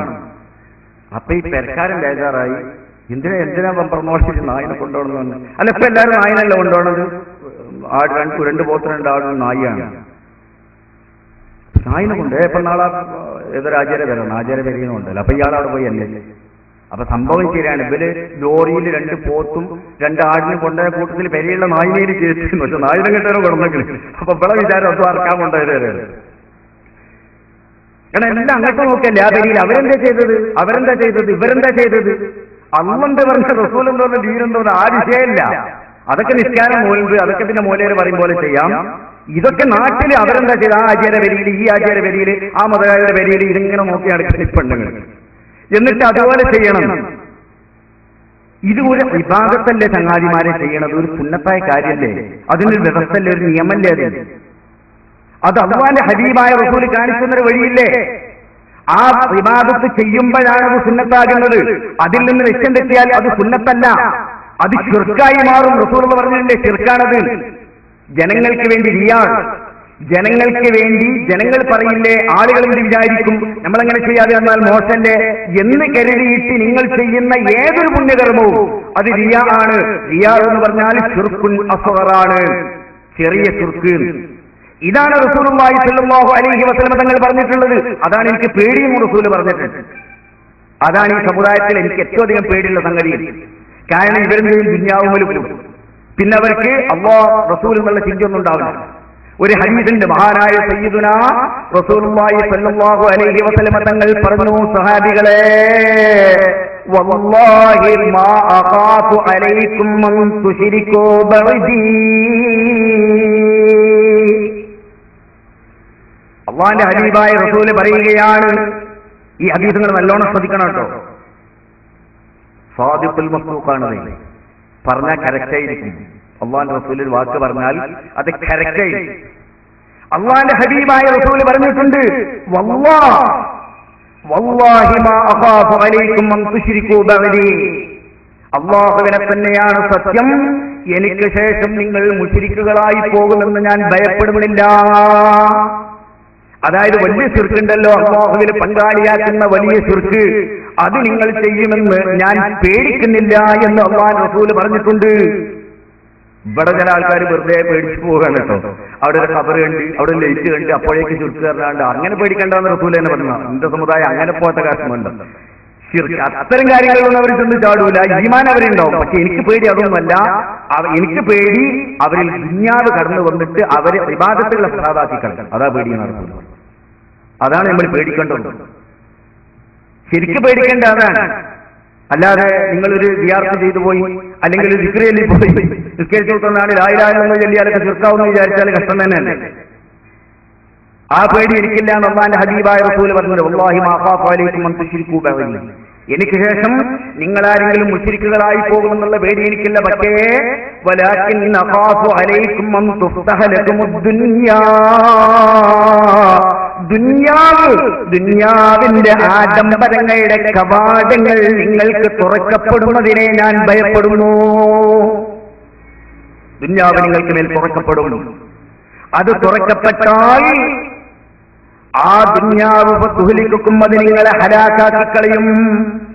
ഏതുപോലെ കമാ ഫുതിഹത് ലിമൻ കാന ഖബലകും ഫാഹിലകതുഹും, ആ ദുനിയാവ് നിങ്ങളുടെ മുൻഗാമികൾക്ക് തുറക്കപ്പെടുകയും അതവരെ നശിപ്പിക്കുകയും ചെയ്തതുപോലെ നിങ്ങൾക്കും സംഭവിക്കുമോ എന്ന് ഞാൻ ഭയപ്പെടുന്നു എന്നാണ് റസൂലുള്ളാഹി സ്വല്ലല്ലാഹു അലൈഹി വസല്ലം തങ്ങൾ പറഞ്ഞത്. സത്യമായിട്ടും റസൂലുള്ളാഹിന്റെ വാക്ക് നമ്മൾ കൺമുമ്പിൽ കാണുന്നില്ല. ഇപ്പൊ ശരിക്കും നമ്മൾ പേടിക്കുന്ന എന്താണ്? ശരിക്കും പേടിക്കുന്നത് ഈ ദുനിയാവ് തന്നെ. കാരണം ഈ 2 പോത്തും 2 ആടും ഒരു നായൊക്കെ ലോറി കയറ്റി കൊണ്ടാണെന്നെങ്കിൽ കാശുണ്ടായി തന്നെയാണോ? അല്ലേ? പഴയ കാലത്താണെങ്കിൽ ആരെങ്കിലും ചെയ്യും. നമ്മുടെ ആ പഴയ ദാരിദ്ര്യത്തിന്റെ കാലഘട്ടം ഉണ്ടല്ലോ, അന്ന് ആരെങ്കിലും ചെയ്യുമായിരുന്നോ? ഇപ്പൊ ആവശ്യത്തിലേറെ പണം വരികയാണ്. അപ്പൊ തോന്നിയതുപോലെ ചെയ്യാൻ അഭിമാനത്തിന് വേണ്ടി. ഇത് അപകടകരമാണ്. അത് ശിർക്കാവും. അത് ശിർക്കുൻ അസ്ഗർ, ചെറിയ ശിർക്കുന്നായി റസൂലുള്ളാഹി പറഞ്ഞത്. അതെന്താ കാരണം എന്ന് വെച്ചാൽ അല്ലാഹു ചെയ്യേണ്ട ഇബാദത്താണ്. അത് നിങ്ങളിപ്പോ ചെയ്തത് പോക്കറാക്കാർക്ക് വേണ്ടിയിട്ടാണ്. അതാണ് ഇതിന്റെ കുഴപ്പം. പോക്കറാക്കാന്റെ പേരിൽ 2 കൊണ്ടേതാണല്ലോ ഇയാൾ കൊണ്ടുപോയി, ഇവരും കൊണ്ടുപോകാൻ. അപ്പൊ ഇബാദത്ത് പാർക്കായി പോക്കറാക്കാർക്ക് വേണ്ടിയിട്ടേ. അങ്ങനെ ആയാൽ നിങ്ങളുടെ ഇബാദത്ത് നഷ്ടപ്പെടും. അത് അപകടകരമാണ്. അപ്പൊ ഒരാളും ഇത് ചെയ്യുമോ എന്ന് നിങ്ങൾ നോക്കേണ്ടതില്ല. ഈ സമ്പൽ സമൃദ്ധിയാണ് നിങ്ങളെ വഞ്ചിക്കുന്നത്. പണമുണ്ട്, കുറെ ആളുകൾക്ക് പണമുണ്ട്, അവർ തോന്നിയമാതിരി ചെയ്യും. അപ്പൊ പണം ഇല്ലാത്തവനും ചെയ്യും. പിന്നെ അതുപോലെ ആകാൻ വേണ്ടി പണം ഉണ്ടാവും. അതിനുവേണ്ടി വിളിച്ചു പറയും. എനിക്ക് തന്നെ അനുഭവം ഉണ്ടായിട്ടുണ്ട്. എനിക്ക് ബന്ധപ്പെട്ട ഒരു സ്ഥലത്ത് ഇതുപോലെ ഒരു അക്കീക്ക ഇറക്കേണ്ടി വന്നപ്പോ എനിക്കറിയാം ആ കുട്ടിയുടെ പിതാവായ ചെറുപ്പക്കാരൻ, അവൻ ആദ്യമായിട്ട് ഒരു കുഞ്ഞുണ്ടായതാണ്. കല്യാണം കഴിച്ച് ഒരു 3-4 വർഷം കഴിഞ്ഞപ്പോൾ അവൻ ഗൾഫിലാണ്. എനിക്കറിയാം അവൻ പണമുള്ള ആളല്ല, ചെറിയ ജോലി ചെയ്യുന്ന ആളാണ്. 600-700 റിയാലിന് ജോലി ചെയ്യുന്ന ആളാണ്. അവന്റെ കയ്യിൽ കാശില്ല. അപ്പൊ ഇവരെ വീട്ടുകാര് എന്നോട് അഭിപ്രായം ചോദിക്കുന്നവരായതുകൊണ്ട് വന്നിട്ട് പറഞ്ഞു, ഇങ്ങനെ കുട്ടി ജനിച്ചിട്ടുണ്ടെങ്കിൽ അക്കീക്ക ഇറക്കണല്ലോ. ഞാൻ പറഞ്ഞു, പിന്നെ ആൺകുട്ടിയല്ലേ, 2 ആടിനെ ഇറക്കാൻ പറഞ്ഞു. റസൂലുള്ളാഹിന്റെ സുന്നത്ത് എങ്ങനെയാണ്? 2 ആടിനെ ഇറക്കാം. കഴിവുള്ളവർക്ക് എന്ത് ചെയ്യാം? വലിയ മൃഗങ്ങൾ ഇറക്കുന്നതിന് വിരോധമല്ല. പക്ഷേ റസൂലുള്ള പറഞ്ഞ കണക്കിനും പാകത്തിനും റസൂലുള്ള പറഞ്ഞ നിയ്യത്ത് വെച്ചുകൊണ്ട് ആകണമെന്ന് മാത്രം. ഇവർ പാവായതുകൊണ്ട് കാശില്ലാത്തതുകൊണ്ട് സുന്നത്തിന് വേണ്ടിയിട്ടാണ്. അപ്പൊ ഇവര് ഈ സ്ത്രീ ഇവന്റെ ഉമ്മ സമ്മർദ്ദമായി പോട്ടെന്ന്. അങ്ങനെ ഇവരതിന് മുമ്പ് തന്നെ ഞാൻ അറിയാതെ തന്നെ ഇവനോട് വിളിച്ചു പറഞ്ഞ നിർബന്ധം, ഞാൻ നേരത്തെ പറഞ്ഞ മാതിരി ആ പാപം ചെയ്തതിന്റെ കാശ് കഴിച്ചു കൊടുത്തിട്ടുണ്ട്. പോത്ത് വാങ്ങാനുള്ള കാശൊക്കെ കൊടുത്തിട്ടുണ്ട്. എനിക്കറിയാം അവൻ കടം വാങ്ങി അയച്ചതായിരിക്കും. അതുകൊണ്ട് എന്ത് ചെയ്ത് ഞാൻ ആ കാശോടെ വാങ്ങി. ഞാൻ പറഞ്ഞു ഞാൻ 2 ആടിനെ വാങ്ങും. അതിനിപ്പോ ഒരു കയറി വന്നാൽ 3000-3500 റുപ്യ ഉള്ളൂ. സാറിന്റെ കേസല്ല. അതിനിപ്പോ ജോലി ചെയ്യാൻ ചെറിയ ശമ്പളം കൊണ്ട് ജോലി ചെയ്താൽ അവനെ സാധിക്കുകയും ചെയ്യും. 2 ആടിനെ ഞാൻ വാങ്ങിയിട്ട് ഞാൻ കൊടുത്തയച്ചോളാം. സമ്മതിച്ചൊക്കെ പോയി. ഉമ്മാക്ക് സന്തോഷമായി. കാരണം വെറുതെ കാശ് കാലം ഉണ്ടല്ലോ എന്ന് കരുതി. 4 ദിവസം കഴിഞ്ഞ ശേഷം ഈ ഉമ്മ തിരിച്ചു എന്നാണ് എന്നോട് പറഞ്ഞത്. അത് പറ്റൂല, ഒരു 35,000 റുപ്യന്റെ പോത്തെങ്കിലും വാങ്ങേണ്ടി വരും. അപ്പൊ ഞാൻ എന്ത് പറ്റി? അപ്പൊ ഞാനും അങ്ങനെയൊക്കെ തന്നെ വിചാരിച്ച അവരെ പരീക്ഷ ഇത് പറഞ്ഞപ്പോഴുകൂടി അമ്മായിമ, ഈ പെണ്ണിന്റെ ഉമ്മ ഉണ്ടല്ലോ, ഇവന്റെ അമ്മായിമ ആദ്യത്തെ പ്രസവല്ലേ അവരെ വീട്ടിലുണ്ടായത്. അമ്മായിമ ഹാലാളില്ലേ, ആടിനേറ്റിന്റെ പറമ്പ് വീട് കിടക്കാൻ പറ്റില്ല. ഓളെ പറമ്പൊന്നുമല്ല, ഓളെ മാപ്പിളുടെ പറമ്പാണ്. പക്ഷെ പറച്ചിലങ്ങനെയുള്ള എന്റെ പറമ്പുണ്ട്. ശരിക്കും നിങ്ങളെ പറമ്പോന്ന് ചോദിച്ച കഥ ചെയ്യും. അമ്മായിമ പറഞ്ഞ ആടിനേറ്റിന്റെ പറമ്പ് കിടക്കാൻ പറ്റില്ല. പെണ്ണാണെങ്കിൽ പെറ്റുകെടുക്കുന്നോടത്തുന്ന അവസ്മാരടങ്ങി ഭർത്താവിനെ ആടിനെയാണ് കൊണ്ടുവന്നിട്ട് നിന്റെ കഥ കഴിഞ്ഞല്ലോ എന്ന് പറഞ്ഞാൽ അവള് അവസ്മാരടങ്ങി ആകെ കുൽമാലായി, പ്രശ്നമായി. ഞാൻ വിട്ടില്ല, ഞാൻ ഉറച്ചു. ഞാൻ പറഞ്ഞ ആ ഉത്തരവാദിത്തം ഏൽപ്പിച്ച സ്ഥിതിക്ക് എന്റെ കാര്യമാണ്. നിങ്ങൾ എന്ത് ചെയ്താലും വേണ്ടില്ല, അവസ്മാരടിക്കാനും വേണ്ടില്ല, ആകാശം ഇടിഞ്ഞു പൊളിഞ്ഞാലും വേണ്ടില്ല. ഞാൻ 2 ആടിനെ അറുക്കും. 2 ആടിനെ വാങ്ങി അവിടെ കൊണ്ടുപോയി അറുത്ത് അത് വിതരണം വേണ്ട ആളുകൾക്ക് പാക്കറ്റാക്കിയിട്ട് വിതരണം ചെയ്തിരുന്നു. 3-4 ദിവസം ഇങ്ങനെ ഒരു വർത്താനൊക്കെ ഉണ്ടായിരുന്നു. മോശമായി പോയി എന്നൊക്കെ അയലക്കത്തുള്ളവരൊക്കെ പറയും. അവർക്ക് മുടക്കമൊന്നുമില്ലല്ലോ. പെണ്ണുങ്ങളൊക്കെ ഇങ്ങനെ കയറി വന്ന് കാണ്ട് എന്ത് കൂട്ടരാണത്, ആടിനെ അറുത്തത്, ഒരാൾക്ക് കെറുപ്പ് 2 പോത്തൊക്കെ ഇറക്കണ കാലല്ലേ എന്നൊക്കെ പറഞ്ഞിട്ടുണ്ടാകണം. എന്നോടൊരും പറയില്ലല്ലോ, നമുക്ക് പേടിക്കാറൊന്നുമില്ല. കേൾക്കാണെങ്കിലല്ല പ്രശ്നമുള്ളൂ. അവര് കേട്ടോട്ടെ ഇത് വിചാരിച്ചാൽ ഒരാഴ്ച കഴിഞ്ഞ് പ്രശ്നമൊക്കെ പിന്നെ ഞാൻ ചെന്നിട്ട് അന്വേഷിച്ച് കുഴപ്പമൊന്നുമില്ലല്ലോ, കുഴപ്പമൊന്നുമില്ല, അങ്ങനെയൊക്കെ ചെയ്താലും മതിയാവും. അപ്പൊ യഥാർത്ഥത്തിൽ എന്ന് വെച്ചാൽ ഒരു തന്റെ ഇടം നമ്മൾ കാണിച്ചാൽ നമുക്ക് റസൂലുള്ളാഹിന്റെ ചര്യയിലേക്ക് മടങ്ങാൻ പറ്റും. ഒരു കുറച്ചൊരു തന്റെ ഇടം കാണിക്കുന്നുള്ളൂ. അതിനെന്ത് ചെയ്യണോ? ഈ പുരുഷന്മാര്, നിങ്ങൾ കോഴിക്കോട്ടെ സ്ഥിതി എന്താണെന്ന് എനിക്കറിയില്ല, പുരുഷന്മാര് ശരിക്ക് കുടുംബനാഥന്മാരാണ്. റേഷൻ കാർഡിൽ കുടുംബനാഥൻ എഴുതിയിട്ടാ പോരാ, ഐഡന്റിറ്റി കാർഡ്. ശരിക്ക് കുടുംബത്തിന്റെ നാഥന്മാരാകണം. ആ തന്റെ ഇടം കാണിക്കാനുള്ള ഒരു ധൈര്യം ഉണ്ടെങ്കിൽ ഒരുപാട് സാമൂഹിക തിന്മകൾ നമുക്ക് ഒഴിവാക്കാൻ പറ്റും. വേണ്ടാത്ത ആചാരങ്ങൾ ഒഴിവാക്കാൻ പറ്റും. നിങ്ങൾക്ക് നല്ല സാമ്പത്തിക ഭദ്രത ഉണ്ടാവുകയും ചെയ്യും. പൈസക്കും ആദായം, വലിയ ചെലവൊന്നും ഉണ്ടാവില്ലല്ലോ. റസൂലുള്ള പറഞ്ഞ മാതിരി പൈസ കുറഞ്ഞ ചെലവല്ലേ ഉള്ളൂ. അപ്പൊ പിന്നെ കഷ്ടപ്പെട്ട് അധ്വാനിക്കേണ്ടി വരൂല. നിങ്ങൾക്ക് കിട്ടുന്ന വരുമാനം കൊണ്ട് സന്തുഷ്ടായിട്ട് നിങ്ങൾക്ക് ജീവിക്കാൻ പറ്റും. ആ രീതിയിലേക്ക് നമ്മുടെ സമൂഹത്തെ, സ്ത്രീകളെയും കുട്ടികളെയും തിരിച്ചു കൊണ്ടുവരണം. നിങ്ങളുടെ മക്കളെ കൊണ്ടുവരേണ്ടി വരും. ചില മക്കൾ ആയിരിക്കും പ്രശ്നം ഉണ്ടാക്കുക, ചില പെൺകുട്ടികൾ. ഇപ്പോ തെക്കൻ കേരളത്തിൽ ചെന്നാൽ, ഞാൻ കഴിഞ്ഞ ആഴ്ച തിരുവനന്തപുരത്തിനടുത്ത് പാങ്ങോട് വളർന്നു എന്നപ്പോൾ അവിടെ ഈ കല്യാണത്തിനോടനുബന്ധിച്ചുണ്ടാകുന്ന സാമ്പത്തിക ഇടപാടുകളുണ്ടല്ലോ, സ്ത്രീധന ഇതിനെപ്പറ്റി ഞാൻ കുറച്ച് രൂക്ഷമായിട്ട് സംസാരിച്ചപ്പോ അവിടുത്തെ ഒരു കാരണവർ എന്നോട് വന്നിട്ട് പറഞ്ഞു, ഇവിടുത്തെ കഥ നിങ്ങൾക്ക് അറിയോ ശരിക്കും. അവിടുത്തെ സ്ഥിതി എന്താന്ന് വെച്ചാൽ, ഒരു പെൺകുട്ടിയെ കല്യാണം കഴിച്ചു കൊടുക്കുമ്പോ ആഭരണങ്ങൾ കൊടുക്കണം, അതാ ഇരിക്കട്ടെ എന്നോ. അതിന്റെ പുറമെ 1 ലക്ഷോ 2 ലക്ഷോ ഒക്കെ പോക്കറ്റ് മണി കൊടുക്കും. പോക്കറ്റ് മണി എന്നാ പറയാം. 2 ലക്ഷം കൊള്ളാൻ പറ്റിയ പോക്കറ്റ് അവനുണ്ടാകണമെന്ന് മാത്രം. പോക്കറ്റ് മണി 2 ലക്ഷം കൂളായിട്ട് പറയാണ്. ഈ ആണിന്റെ കൃഷിക്കാർ പറയാണ് 2 ലക്ഷം റുപ്യ പോക്കറ്റ് മണി വേണം. അതുകൊണ്ട് തീരൂല. സ്ത്രീധനം വേറെയാണ്. ഇത് പോക്കറ്റ് മണി, സ്ത്രീധനം ഇയാളുടെ പറമ്പിന്റെ ഓഹരിയാണ്, ഇയാളുടെ ഭൂമിന്റെ ഓഹരി അല്ലെങ്കിൽ വീടിന്റെ ഓഹരി. അപ്പൊ ഞാൻ ഇതിന്റെ കഥയാണ്. അപ്പോഴാണ് അവർ പറഞ്ഞത്, ഇയാൾ മരിച്ചാൽ പിന്നെ ഈ പെണ്ണിന് ഓഹരി ഉണ്ടാവില്ല. ഓഹരി ഇപ്പൊ തന്നെ കൊടുക്കുകയും. നല്ല മസലല്ലേ. വാപ്പ ജീവിച്ചിരിക്കുന്ന കാലത്ത് തന്നെ അവകാശമാണ്. അപ്പൊ അങ്ങനെ ഒരു സാധു മനുഷ്യൻ ഇപ്പൊ അവിടെ വീട്ടിൽ നിന്ന് പുറത്തായിട്ട് ഇപ്പൊ അയാള് വീടിയെത്തിണ്ടയിൽ കിടക്കുന്നുണ്ട്. അപ്പൊ സംഭവം എന്താന്ന് വെച്ചാൽ, ഇയാൾക്കുണ്ടെന്നൊക്കെ ഇയാൾ പെൺകുട്ടികൾക്ക് അങ്ങനെ ഓഹരിയായിട്ട് കൊടുത്തു തീർന്നു. പിന്നെ ഇയാൾക്കൊരു മകനാണല്ലോ. ആ മകൻ കല്യാണം കഴിച്ചപ്പോ അവൻ എന്ത് ചെയ്ത്, അവന്റെ ഭാര്യ കിട്ടുന്ന അവരെ ഓഹരി വാങ്ങി. ആ ഓഹരിയിലാണ് ഇവൻ വീടുണ്ടാക്കി. ആ വീട്ടിലാണ് ഈ സാധു മറ്റൊക്കെ ഇയാൾക്കൊക്കെ തീർന്നല്ലോ താമസിക്കുന്നത്. മരുമകളേക്കെന്തോ പറഞ്ഞാട് വെച്ച് അവള് ചിലപ്പോ മത്സ്യം വാങ്ങാൻ പറഞ്ഞിട്ടുണ്ടാവും വാപ്പാടെ, മീൻ കൊണ്ടുവന്ന് പറഞ്ഞു. ഇയാൾക്ക് പറ്റൂല എന്ന് പറഞ്ഞതോടുകൂടി ഇവിടെ വാപ്പാനെ പുറത്താക്കി. അപ്പൊ ആ സാധുവിന് കിടക്കാൻ സ്ഥലമില്ല. പീഡിയത്തന്നെയിലോ അല്ലെങ്കിൽ പള്ളിയിൽ ഉസ്താദിന്റെ ഔദാര്യത്തിൽ എവിടെയെങ്കിലും കിടക്കാം.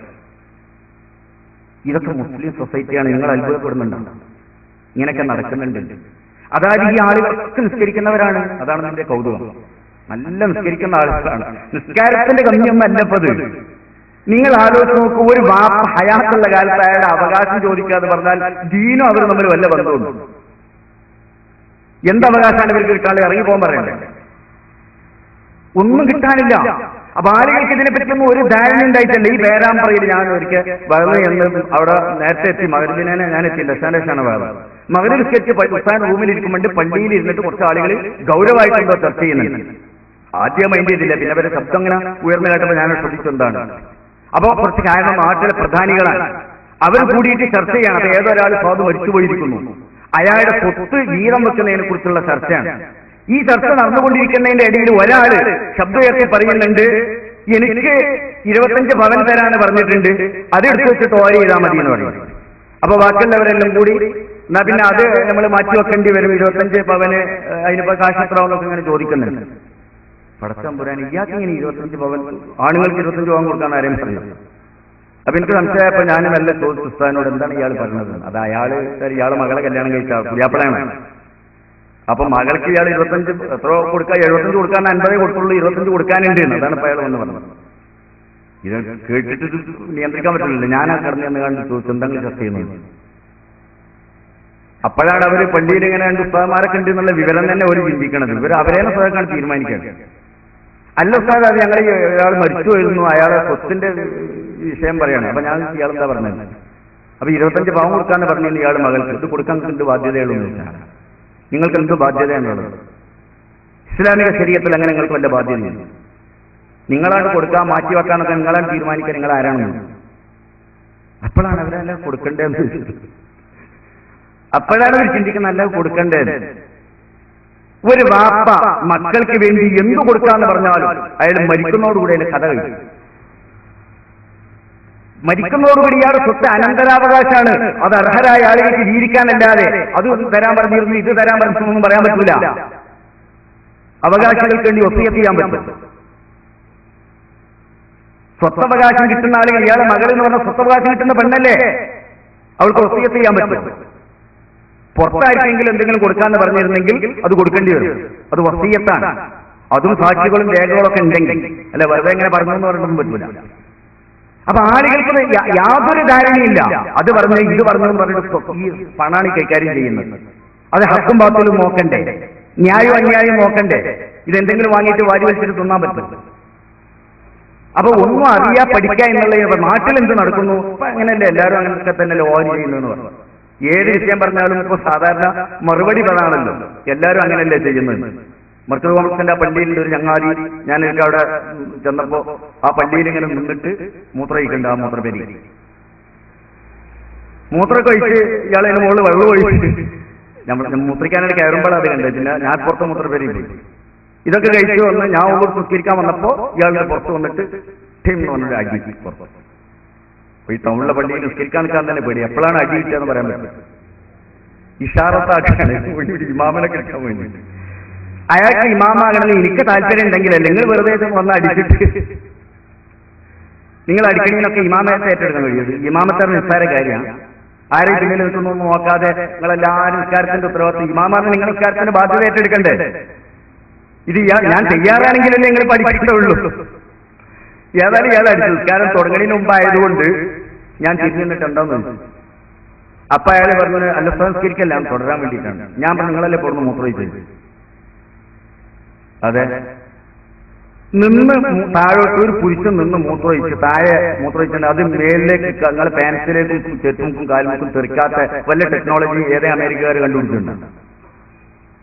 ഇന്ന് ദുനിയാവിലെ ആർക്കെങ്കിലും പറയാൻ കഴിയും അങ്ങനെ? ഈ നിന്ന് മൂത്രമൊഴിച്ചാൽ താഴെ വീണ മേത്തേക്ക് തെറിക്കൂലേ? മൂത്രം നെജസല്ലേ? അതിങ്ങനെ പെൻസിലായി കഴിഞ്ഞാൽ നെജസായ പെൻസിലേക്ക് എങ്ങനെയെങ്കിലും നിസ്കരിക്കാം? കാൽമലായത് കഴുകാൻ നോക്കാം, ഈ പെൻസിലേക്ക് തെറിച്ച് എന്ത് ചെയ്യും? ഈ നെജസായ വസ്ത്രമായിട്ട് നിസ്കരിക്കല് ഹറാമല്ലേ? നെജസിന് ശുദ്ധിയാൽ നിസ്കാരത്തിന്റെ ഷർത്തല്ലേ? ഷർത്തില്ലാത്ത നിസ്കാരം ഫസാദല്ലേ? അത് ഇബാദത്ത് ഹറാമല്ലേ? നിങ്ങൾ നിസ്കാരം ശരിയാവോ? ശരിയാവില്ല എന്ന് മാത്രമല്ല നിങ്ങൾ കുറ്റം കൂടി വാങ്ങൂലേ എന്ന് ഞാൻ അയാളോട് ചോദിച്ചു. ഇതൊക്കെ നിങ്ങൾ പഠിച്ചിട്ടില്ലേ? അപ്പൊ അയാൾ ഇങ്ങനെ പറഞ്ഞു അതൊക്കെ ശരി തന്നെയാണ്, പക്ഷെ എല്ലാവരും അങ്ങനെയൊക്കെ തന്നെയല്ലേ? അല്ല ശരിയല്ലാതെ അഭിപ്രായം മുമ്പർക്കില്ല, അതൊക്കെ അങ്ങനെ തന്നെയാണ്. എല്ലാവരും നിസ്കാരം ഇപ്പൊ ബാത്തിലായതുകൊണ്ട് ഇപ്പൊ എന്റേതായിട്ട് നന്നാകണ്ടല്ലോ എന്നാണ് മുമ്പ് ചിന്തിച്ചത്. അപ്പൊ എന്ത് പറഞ്ഞാലും ആളുകൾ അത് മറുപടി. എല്ലാ ആളുകളും അങ്ങനെയൊക്കെ തന്നെയാണല്ലോ ചെയ്യുന്നത്. നിങ്ങൾ അതങ്ങ് മാറ്റി ആളുകൾ ചെയ്യുമ്പോൾ നോക്കാനല്ല നമ്മളോട് പറഞ്ഞിട്ടുള്ളത്. നമുക്കൊരു രീതിയിൽ മഹാനായ റസൂലുള്ളാഹി സ്വല്ലല്ലാഹു അലൈഹി വസല്ലം തങ്ങൾ കാണിച്ചു തന്ന ജീവിതത്തിന്റെ ഒരു രീതി എല്ലാ കാര്യങ്ങളിലും. പക്ഷെ അത് ഒരു 2 മണിക്കൂറത്തെ പ്രസംഗത്തിനെ കൊണ്ട് പറയാൻ പറ്റില്ല. ഞാൻ അവിടെ ഇവിടെയൊക്കെ പറഞ്ഞത് എന്താന്ന് വെച്ചാൽ നിങ്ങൾക്കൊരു ഐഡിയ കിട്ടാനാണ്. പല സംഗതികളും പറയാനുണ്ടാവുമെങ്കിൽ നിങ്ങൾക്ക് മനസ്സിലാക്കണം. കുറച്ച് അവിടെ ഇവിടെയൊക്കെ പറഞ്ഞതുകൊണ്ട് ഒരു കാര്യവും ഇസ്ലാമിന്റെ വിധിവിലക്കുകളിൽ നിന്ന് വിരുദ്ധമല്ല. നിങ്ങൾ ജീവിതത്തിൽ എന്ത് ചെയ്താലും, ഞാൻ അതാ പറഞ്ഞു, നിസ്കാരത്തിന്റെ 8.5 മണിക്കൂർ മാത്രമല്ല ഇസ്ലാം, അത് കഴിച്ചാലുള്ള ബാക്കി സമയം മുഴുവനും നമ്മുടെ വിവാഹങ്ങൾ, നമ്മുടെ കച്ചവടങ്ങൾ, വീട്ടിലുള്ള ജീവിത രീതികൾ, സന്താനങ്ങളെ വളർത്തുന്നത്, നമ്മുടെ ഷോപ്പിങ്ങുകൾ, നമ്മുടെ മരണങ്ങൾ, അനുബന്ധമായ കാര്യങ്ങൾ, രോഗങ്ങൾ, 100,000 ജീവിതത്തിന്റെ പ്രശ്നങ്ങൾ വരൂലേ ഒരാൾക്ക്? ദൈനംദിന ജീവിതത്തിൽ എന്തെല്ലാം കാര്യങ്ങളിൽ ഇടപെടേണ്ടി വരും?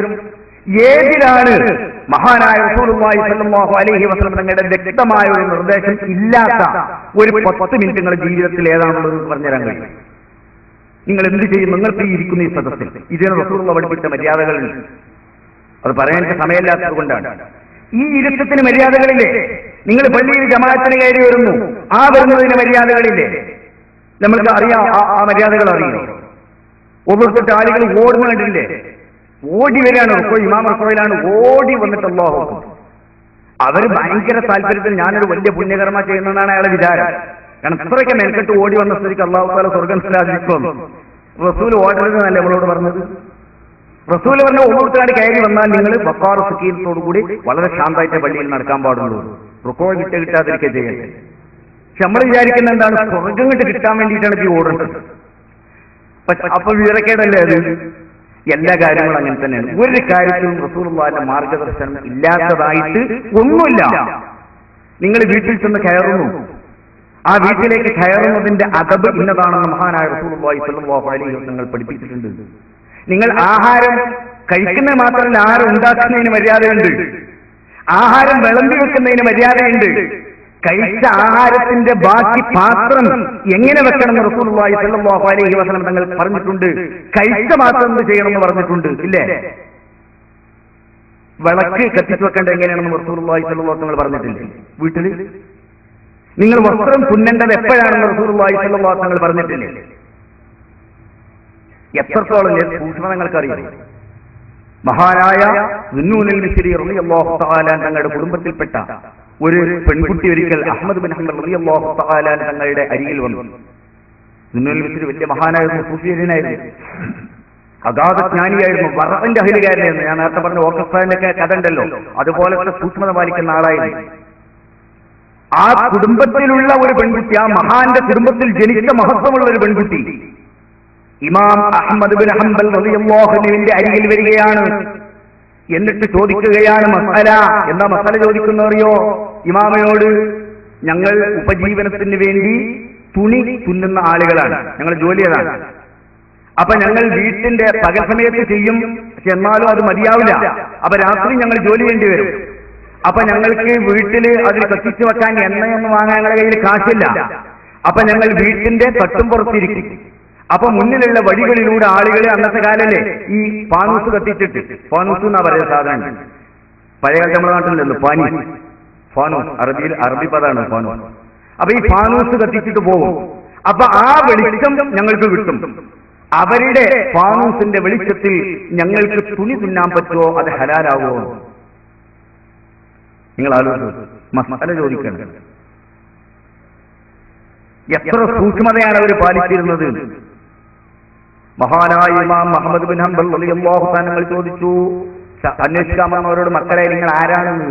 ഞങ്ങൾ ഹിന്ദുവിന്റെ കുടുംബത്തിൽപ്പെട്ട പെൺകുട്ടികളാണെന്ന്. മഹാനായ ഇമാം അഹ്മദ് ബിൻ ഹംബൽ റളിയല്ലാഹു തആല പൊട്ടിക്കരഞ്ഞിട്ട് പറഞ്ഞുപോയി, പടച്ചവനെ, വറഅന്റെ സൂക്ഷ്മതയുടെ കുടുംബത്തിൽ നിന്നാണല്ലോ നിങ്ങൾ വരുന്നത്. അതുകൊണ്ട് മക്കളെ, ആ വെളിച്ചത്തിൽ നിങ്ങൾ തുണി തിന്നണ്ട എന്ന്. കാരണം നിങ്ങളുടെ കുടുംബം അങ്ങനെയാണ്, ആ സൂക്ഷ്മതന്റെ ആളുകളാണ്. സൂക്ഷ്മത ഇല്ലാത്തവർക്കൊന്നും ചെയ്യാലോ, അവരോട് പിന്നെ പറഞ്ഞ കാര്യം അവർ ചോദിക്കാനും വരില്ല. അല്ലെങ്കിൽ ആരാധന ചോദിക്കാൻ വരുന്നത്? നിങ്ങൾക്കറിയാം, ദർസൊക്കെ ഉണ്ടായിരുന്ന കാലത്ത്, ഇപ്പൊ ദർസ് കമ്മിയാണ്. ഞങ്ങളൊക്കെ പള്ളി ദർസിൽ ഓതിയവരാണ്. രാത്രി 12 മണി ഒക്കെ ആവും ഉറങ്ങാൻ. എന്താ പറയുക, മസാല പഠിച്ചിട്ട് സുബൈക്ക് തുടങ്ങുന്നതാണ്. പള്ളി ദർസുള്ള പള്ളിന്റെ അടുത്ത് കൂടെ പോയി നോക്കണ്ടേ, 2ാം ദർസ് പറഞ്ഞ പരിപാടി ചോറിച്ച് വന്നിട്ടുള്ള ദർസാണ് 2ാം ദർസ്. എന്നാല് ആ 2ാം ദർസിന്റെ അരികിലൂടെ 2ാം സിനിമ ഒക്കെ കഴിഞ്ഞാണ്ട് ആൾക്കാരിങ്ങനെ പോകുന്നുണ്ടാവും പള്ളിന്റെ അടുത്ത് കൂടെ. ഈ 2ാം ദർസിലുള്ള കുട്ടികളെ ശബ്ദം അപ്പോഴും കേൾക്കും. അവർ മസാല പഠിക്കുകയാണ്. ഫത്ഹുൽ മുഈനിലൊക്കെ ഞങ്ങൾ ബൈഅന്റെ ബാബ്, കച്ചവടത്തിന്റെ ബാബൊക്കെ എത്ര കൊല്ലം മെനക്കെട്ടുകാരുടെ പഠിച്ചിട്ടുള്ളത്. കൊല്ലങ്ങൾ എടുത്തിട്ടാണ് കച്ചവടത്തിന്റെ ബാബ് പഠിച്ചത്. അങ്ങനത്തെ 10,000-കണക്കിന് പണ്ഡിതന്മാരുടെ കേരളത്തിൽ കച്ചവടത്തിന്റെ ബാബ് പഠിച്ചു അല്ലേ? അത് ഒഴിവാക്കി പഠിക്കാൻ പറ്റൂലല്ലോ. പഠിക്കുമ്പോ എല്ലാ അവസ്ഥയിലും പഠിക്കൂലേ, ബൈബിളിന്റെ ബാബൊക്കെ പഠിക്കൂലേ. പക്ഷെ ബൈബിളിന്റെ ബാബ് പഠിച്ചവരാരും കച്ചവടം ചെയ്യുന്നില്ല. കച്ചവടം ചെയ്യണ ആർക്കും അതിനെക്കുറിച്ച് ഒരു സംശയമില്ല. ഞങ്ങളൊക്കെ പഠിച്ചിരിക്കാൻ ആരെങ്കിലും വന്നിട്ടൊന്നും ചോദിക്കണ്ടേ? പള്ളിയിലെ മുദരിസാദ് ഖതീബോ ഇമാമായിട്ടുണ്ടെങ്കിൽ സംശയം ചോദിക്കാൻ സുജൂദിൽ കാര്യം വെക്കുന്നതിനെ പറ്റി, പിന്നെ ഒതുർക്കുമ്പോ വെള്ളം പാരുന്നതിനെ പറ്റിയൊക്കെ. കച്ചവടത്തിനെ പറ്റി ആർക്ക് യാതൊരു സംശയമില്ല, ഒരു വിഷയമില്ല. എന്റെ സംശയമില്ല. ഒരു കല്യാണം നടക്കുകയാണെന്നെങ്കിൽ നിക്കാഹ് എന്ന് പറയുന്ന ഉസ്താദിനോട് എന്നല്ലാതെ അതിന് ടൈമാകുമ്പോൾ വണ്ടി കൊടുത്തേക്കാം എന്ന് പറയല്ലാതെ എന്തെങ്കിലും ഒരു മസാല ആരും ചോദിക്കണ്ട, ആരും ചോദിക്കുന്നുണ്ട്. പിന്നെ ചോദിക്കാതാണ് ഇടപെടലാണ് പലപ്പോഴും, ചോദിച്ചിട്ടല്ലാതെ ഒരു കാര്യവും നമ്മൾക്ക് ചോദിക്കേണ്ട ആവശ്യമില്ല. കാരണം നമ്മളെ വിചാരം അതൊക്കെ നമ്മുടെ ദുനിയാവിന്റെ കാര്യമില്ല, അതൊക്കെ ഇപ്പം ഉസ്താദിനോട് പറയാനും കച്ചവടത്തിന്റെ കാര്യങ്ങൾക്ക് ഉസ്താദിനോട് എന്താ ചോദിക്കാനും. ഇതിന്റെ മസാലകളാണ് ഏറ്റവും അധികം പഠിക്കുന്നതിന്. കിതാബില് വലിയൊരു ഏരിയ ഭാഗമാണത്. കിതാബുൽ ബുയോ, ബൈബിളുകൾ, കച്ചവടത്തിന്റെ എല്ലാ നിങ്ങൾ ചെയ്യുന്ന ദുനിയാവിൽ എന്തൊക്കെ കച്ചവടമുണ്ടോ അതിനൊക്കെ മസാല നമ്മളെ ചോദിച്ചാൽ പറഞ്ഞു തരാമെന്ന് മാത്രം. പക്ഷെ അധികം ആളുകളും പിന്നെ എന്താ പറയുക, ചോദിക്കൂല. എൻ്റെ അടുത്ത് ഞാൻ ഹജ്ജിന് പോയിരുന്ന സമയത്ത് ഒരാള് ചെറുപ്പക്കാരൻ വന്നിട്ട് പറഞ്ഞു, ഉസ്താദ് ഉമ്മാനെന്ന് ഹജ്ജിന് കൊണ്ടുപോകണം, വയസ്സായി. ഞാൻ പറഞ്ഞു, എങ്ങനെ ഞങ്ങൾ ഈ വയസ്സായ ഉമ്മാനെ ഞാൻ കൊണ്ടുപോകാൻ, നീ മകനല്ലേ? ഇപ്പൊ നല്ല കാശുകാരനാണ്, ബിസിനസ് ചെയ്യുന്ന ആളാണ്, തമിഴ്നാട്ടിൽ വലിയ ബിസിനസ്സാണ്. എനിക്ക് ഉമ്മാന്റെ കൂടെ പോകുന്നൂടെ ഉമ്മാനെ നോക്കാൻ? ഓൻ പറഞ്ഞു, എനിക്ക് പോരാൻ പ്രശ്നം ഉണ്ടായിട്ടൊന്നുമല്ല, പക്ഷെ എന്താ അറിയാമോ, ഇപ്പൊ ഞാൻ ഹജ്ജൊക്കെ ചെയ്ത് വന്നാലേ പിന്നെ ഇപ്പൊ ഞാൻ ചെയ്യണ കച്ചവടം ചെയ്യാൻ പറ്റില്ല. അപ്പൊ 2-3 കൊല്ലം കൂടെ ഒക്കെ ചെയ്ത് കുറച്ച് ക്വാർട്ടേഴ്സും ബിൽഡിങ്ങും കുറച്ച് തോട്ടൊക്കെ വാങ്ങിയിട്ട് പോയി ഹജ്ജ് ചെയ്യാന്നാണ് എന്റെ അഭിപ്രായം. ഉമ്മാനങ്ങൾ ഏതായാലും തൽക്കാലം ഹജ്ജ് ചെയ്ത് വിട്ടതോളൂ. അപ്പൊ ഇവനെ അറിയാം ഞാൻ ഈ ചെയ്യുന്ന സംഗതികളൊന്നും ഉസ്താദിനോട് പറയാൻ പറ്റിയ വിഷയങ്ങളല്ല. അപ്പൊ അത്രേ ഉള്ളൂ നമ്മളെ സംബന്ധിച്ചിടത്തോളം. അത് ഹലാലോ ഹറാം അങ്ങനത്തെ സംഭവങ്ങളൊന്നുമില്ല, അത് തോന്നുന്നതൊക്കെ ചെയ്യും. അതിന് ന്യായങ്ങളോ അന്യായങ്ങളോ ഒന്നും നമുക്ക് ബാധകമല്ല. ബാക്കി കാര്യങ്ങളിലൊക്കെ മതകാര്യങ്ങളിലൊക്കെ നമ്മൾ നല്ല താല്പര്യമുള്ളവരാണ് സാധാരണ. അപ്പോ നിങ്ങൾ മനസ്സിലാക്കണം, ജീവിതത്തിന്റെ ഒരംശവും ഇസ്ലാമിന്റെ വിരുദ്ധമല്ല. പക്ഷേ ബുദ്ധിമുട്ടുകൾ ഉണ്ടാവും. നാം അത് പഠിച്ചു കഴിഞ്ഞാൽ ജീവിക്കുമ്പോൾ കുറച്ച് പ്രയാസം നമുക്ക് തോന്നും ദുന്യാവിൽ. പക്ഷെ അത് ദുന്യാവിന്റെ താൽക്കാലികമായ പ്രയാസങ്ങൾ മാത്രമാണ്. അത് നമ്മൾ കണക്കിലെടുക്കേണ്ടതില്ല. എന്തുകൊണ്ടെന്നാൽ എന്ന് മഹാനായ റസൂലുള്ളാഹി സ്വല്ലല്ലാഹു അലൈഹി വസല്ലം തങ്ങൾ പേർഷ്യയിലെയും റോമിലെയും ചക്രവർത്തിമാരെ പറ്റി പറഞ്ഞില്ലേ, അവർക്കൊക്കെയാണ് ദുന്യാവ്. വലനൽ ആഖിറ, നമുക്കുള്ളത് ആഖിറമാണ്, പരലോകമാണ് നമുക്ക്. അപ്പൊ നമുക്ക് നല്ല പ്രയാസം ഉണ്ടാക്കി തീർക്കും. ഒരാൾ ശരിക്കും റസൂലുള്ളാഹിനെ പിന്തുടർന്ന് ജീവിക്കുക എന്ന് പറഞ്ഞാൽ നല്ല പ്രയാസമുള്ള സംഗതിയാണ്, അത്ര എളുപ്പമല്ല. സാധാരണ ഈ വഴവഴക്കങ്ങൾ കേട്ട ഒരു ഹദീസുണ്ട്, എപ്പോഴും നിങ്ങൾ കേൾക്കുന്നതാണ്, മൻ തമസ്സക ബി സുന്നത്തി ഇൻദ ഫസാദി ഉമ്മത്തി ഫലഹു അജ്റു മിഅത്തി ഷഹീദ്. അതിങ്ങനെ സാധാരണ ഒഴുക്കമറ്റൊരു വഴവ് പറഞ്ഞു പോകലാണെന്ന് മാത്രം. ശരിക്കും അതിന്റെ അർത്ഥം ആലോചിച്ച് നോക്ക്. റസൂലുള്ളാഹി എന്താ പറയുന്നത്? മൻ തമസ്സക ബി സുന്നത്തി, ഒരാള് എന്റെ സുന്നത്ത് പിന്തുടർന്നാൽ, അത് മുറുകെ പിടിച്ചാൽ, ശരിക്കത് മുറുകെ പിടിച്ചാൽ, ഫസാദി ഉമ്മത്തി, എന്റെ സമൂഹത്തിൽ ഫസാദ് വ്യാപകമാകുന്ന സമയത്ത്, അതായത് ജീവിതം കുത്തഴിഞ്ഞു പോവുക, ഒരു നിയന്ത്രണം ഇല്ലാതിരിക്കുക, ഒരു വിധിവിലക്കുകളും ബാധകമാകാതിരിക്കുക, അങ്ങനത്തെ ഒരു കാലഘട്ടത്തിൽ ആരെങ്കിലും എന്റെ വിശുദ്ധമായ ചര്യ മുറുകെ പിടിച്ചാൽ ഫലഹു അജ്റു മിഅത്തി ഷഹീദ്, 100 രക്തസാക്ഷിയുടെ പ്രതിഫലം അവനുണ്ടെന്ന് സയ്യിദുനാ റസൂലുള്ളാഹി അല്ലാഹുവിന്റെ റസൂൽ പറഞ്ഞിട്ടുണ്ട്. 100 ഷഹീദിന്റെ പ്രതിഫലം. എന്താ നിങ്ങൾ ഉദ്ദേശിച്ച് മനസ്സിലായത്? ഈ ഹദീസിൽ നിങ്ങൾക്ക് എന്താ മനസ്സിലായത്?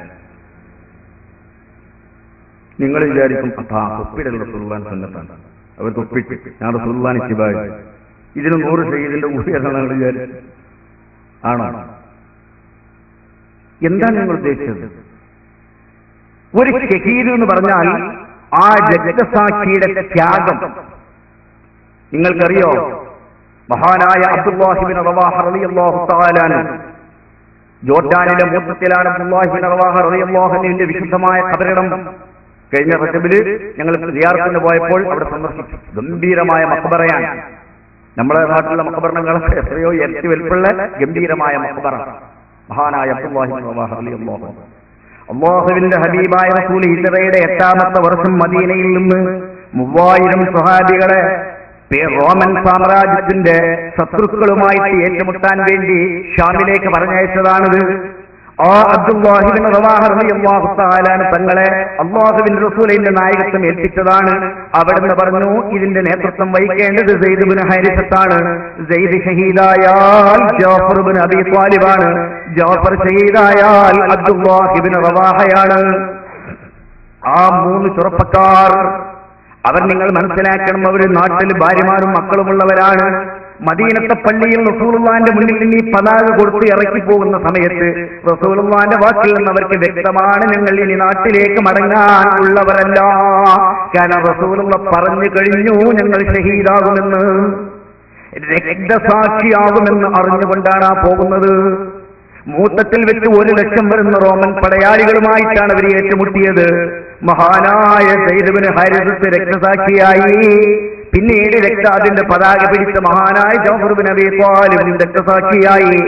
പിന്നീട് പതാക പിടിച്ച അബ്ദുല്ലാഹി ഇബ്നു റവാഹ റളിയല്ലാഹു തആല തങ്ങൾ ആ സമയത്ത് സന്നിഗ്ധ ഘട്ടത്തിൽ സ്വന്തം ശരീരത്തിനോട് പറഞ്ഞതാണ്, യാ നഫ്സു ഇല്ലം തുഖ്തലി തമൂതി വബിഹിമാമിൽ മൗതി ഖസ്സലീതി.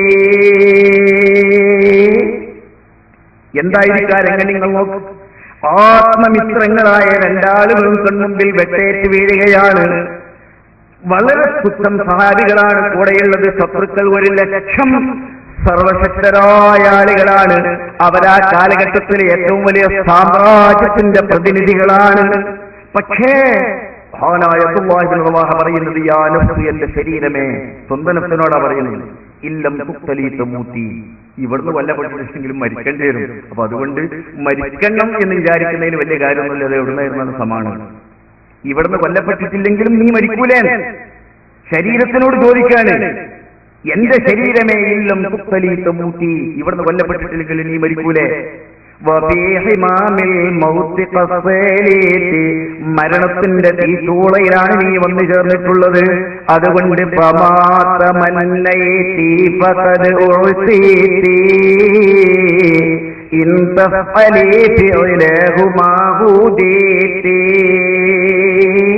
എന്റെ ശരീരമേ, ഇക്കാലം അത്രയും ഹബീബായ റസൂലിന്റെ കൂടെ നടക്കുമ്പോൾ നീ കൊതിച്ചതെന്താണോ ആ രക്തസാക്ഷിത്വം ഇതാ അതിന്റെ സന്ദർഭം വന്നു കഴിഞ്ഞിരിക്കുന്നു.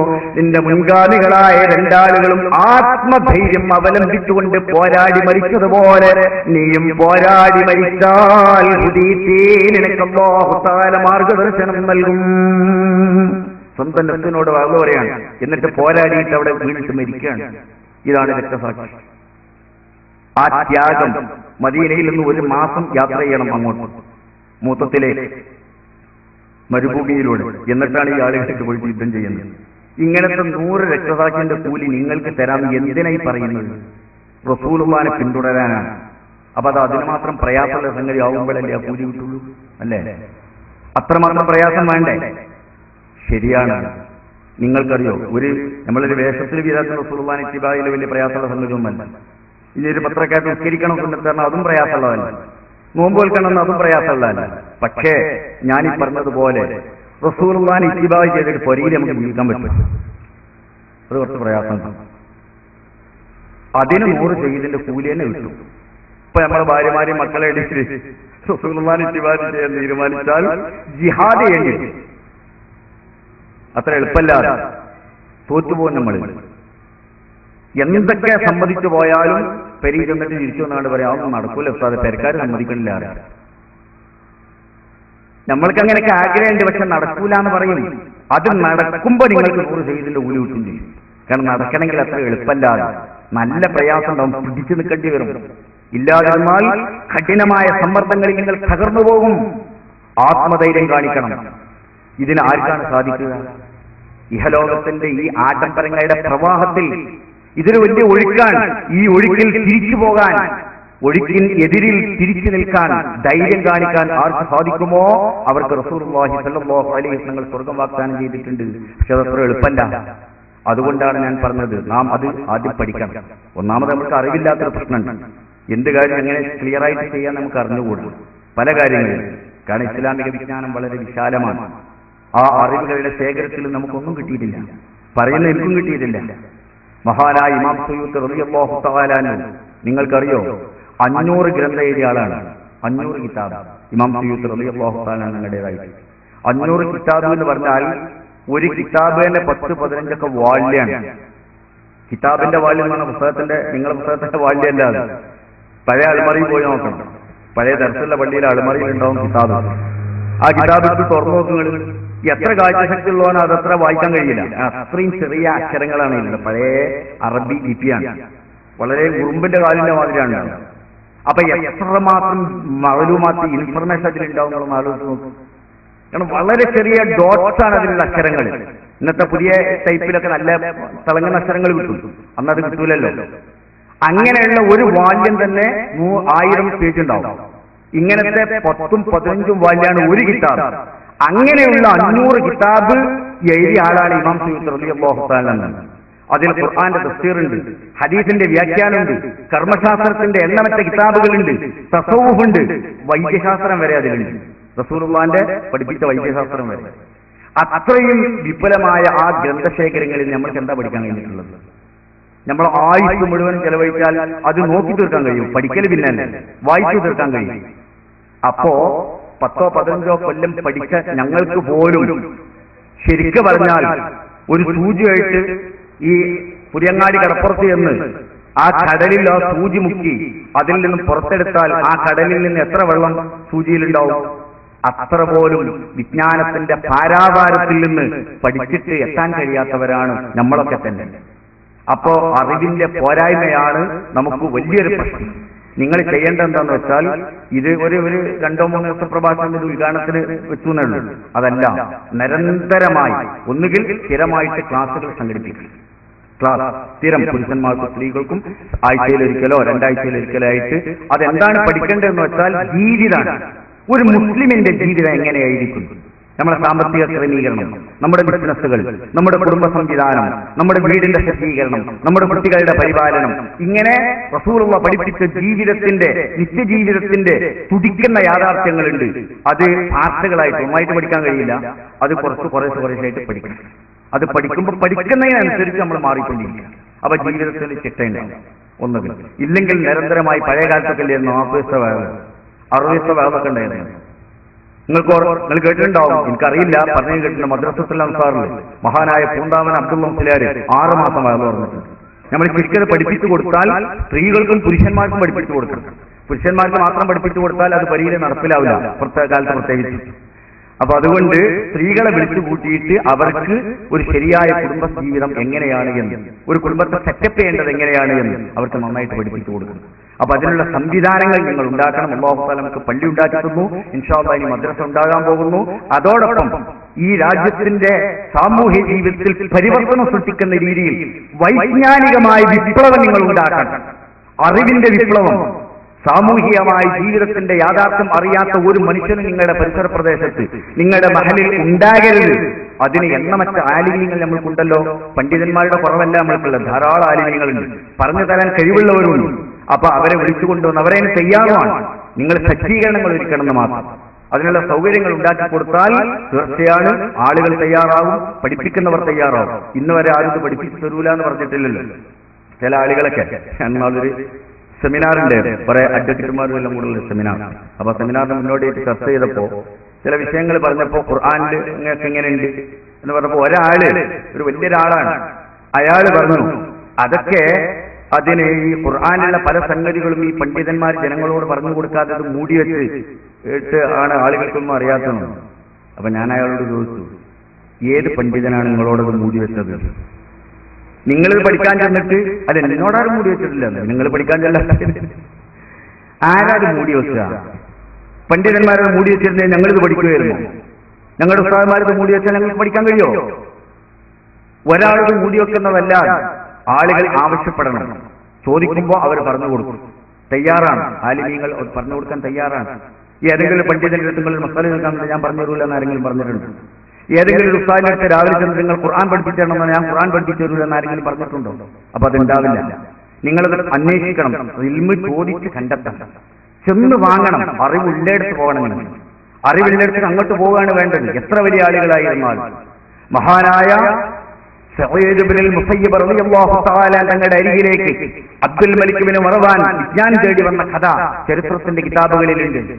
അബ്ദുൽ മലിക് ഇബ്നു മർവാൻ ആരാണ് നിങ്ങൾ മനസ്സിലാക്കണം? ഇസ്ലാമിക സാമ്രാജ്യത്തിന്റെ ചക്രവർത്തിയാണ്.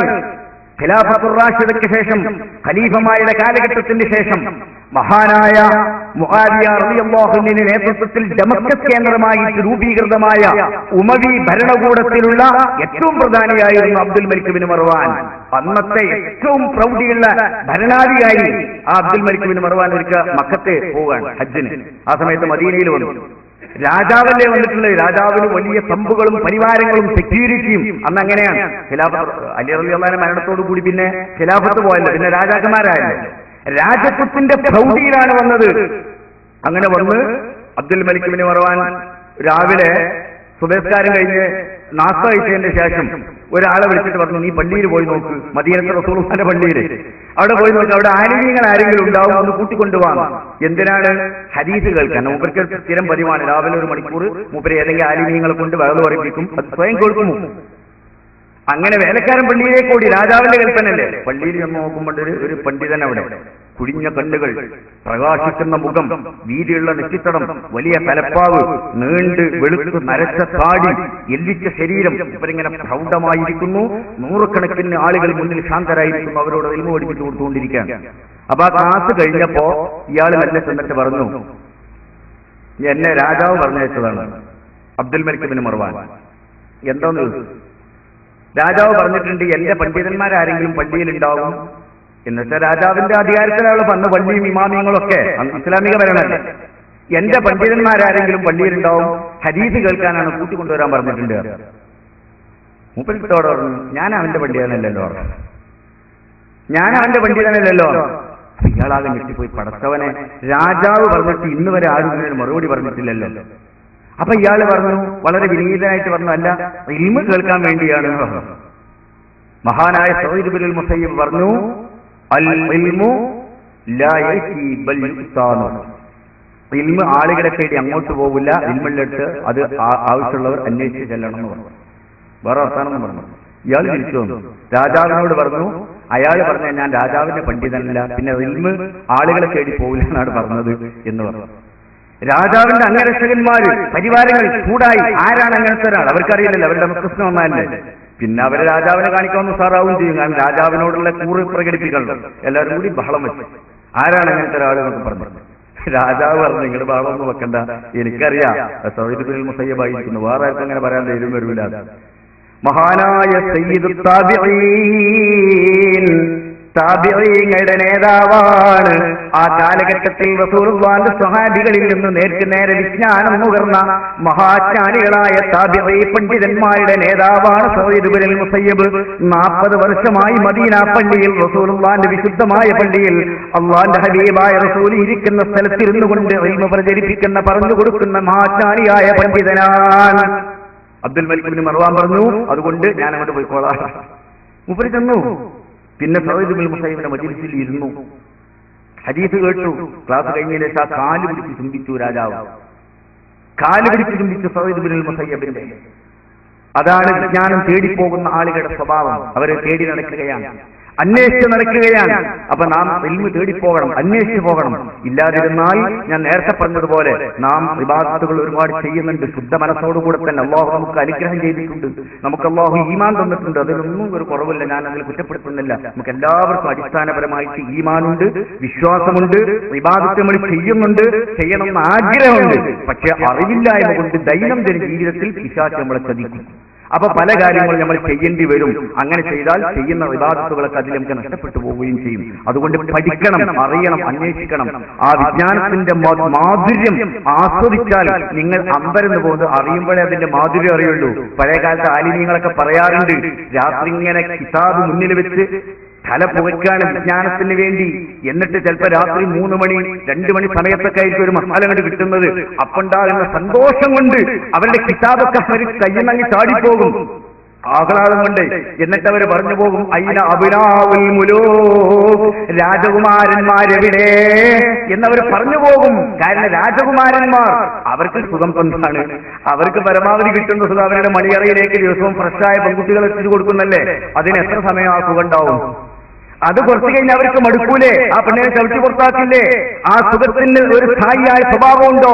പക്ഷേ ഒരു മസാല കിട്ടിക്കഴിഞ്ഞു, ആ മസാലയുടെ മാധുര്യം ഇനി മരണം വരെ ആളുകൾക്ക് അത് പറഞ്ഞു കൊടുക്കാം. ധൈര്യമായി ആരും ഒന്ന് ദിവസം പറഞ്ഞുകൂടെ? ഇൽമല്ലേ? അത് പ്രചരിക്കും തോറും ശോഭ കൂടുന്ന, പറയുന്തോറും ശോഭ കൂടുന്നതാണ് വിജ്ഞാനം. ആ ഒരു വിജ്ഞാനത്തിന്റെ മുത്താണ് കിട്ടിയത്. അതുകൊണ്ട് അവര് സന്തോഷം കൊണ്ട് പറഞ്ഞു പോകും, അയ്ന അബ്നാഉൽ മുലൂക്, രാജകുമാരന്മാരെവിടെ? അവരുടെ സുഖം ങ്ങളൊക്കെ എത്ര നിസ്സാരമാണ്. ഞങ്ങൾക്ക് കിട്ടുന്ന ഈ വിജ്ഞാനത്തിന്റെ മാധുര്യത്തിന്റെ മുന്നിൽ അതൊക്കെ എത്ര നിസ്സാരമാണ്.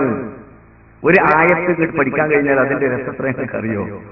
അതിങ്ങനെ പറഞ്ഞു കൊടുക്കാൻ കഴിഞ്ഞാൽ അതിന്റെ രസത്ര നിങ്ങൾക്ക് അറിയോ? നിങ്ങൾ വായിലിട്ട് നിങ്ങൾ ചോറ് നിന്ന മാതിരിയാ? നിങ്ങൾ ഹലുവ നിന്ന മാതിരിയാ? ബിരിയാണി നിന്ന മാതിരിയാണ്? ഇന്നിപ്പോ ഉച്ചക്ക് എത്ര നല്ല ഭക്ഷണം കഴിച്ച ആളുകളാണ് അല്ലേ? എന്നിട്ട് മധുരൊക്കെ തൊള്ളിയിലുണ്ടാവും. ഇപ്പൊ ഇങ്ങനെ വയർക്ക് കയ്യൊക്കെയാണ്, വയറ് നിർത്തിയാൽ പോയിട്ട് നാസ്തയ്ക്കെന്ന് വിചാരിച്ചിട്ട് അല്ലേ? എത്ര മണിക്കൂർ നിന്നു ആ ഭക്ഷണത്തിന്റെ രസം പോയില്ലേ? ഇപ്പൊ ഒന്നുമല്ലാതെ ഇപ്പൊ ഗ്യാസ് വരാൻ തുടങ്ങിയിട്ടുണ്ട് ഭക്ഷണത്തിൽ. അതാണ് ദുന്യാവിന്റെ സുഖം എന്ന് പറഞ്ഞാൽ. ഇൽമിന്റെ സുഖമല്ല, അത് വായിൽ പോകില്ല, നഷ്ടപ്പെടൂല. അപ്പൊ അതുകൊണ്ട് എന്തെങ്കിലുമൊക്കെ പഠിക്കണം. അത് പഠിച്ചാൽ നിങ്ങൾക്കത് മുതലാകും, ഉപയോഗപ്പെടും, ജീവിത ദുന്യാവിൽ ആഖിറത്തിൽ ഉപകാരപ്പെടും. അല്ലാഹു തആല തൗഫീഖ് ചെയ്യുമാറാവട്ടെ.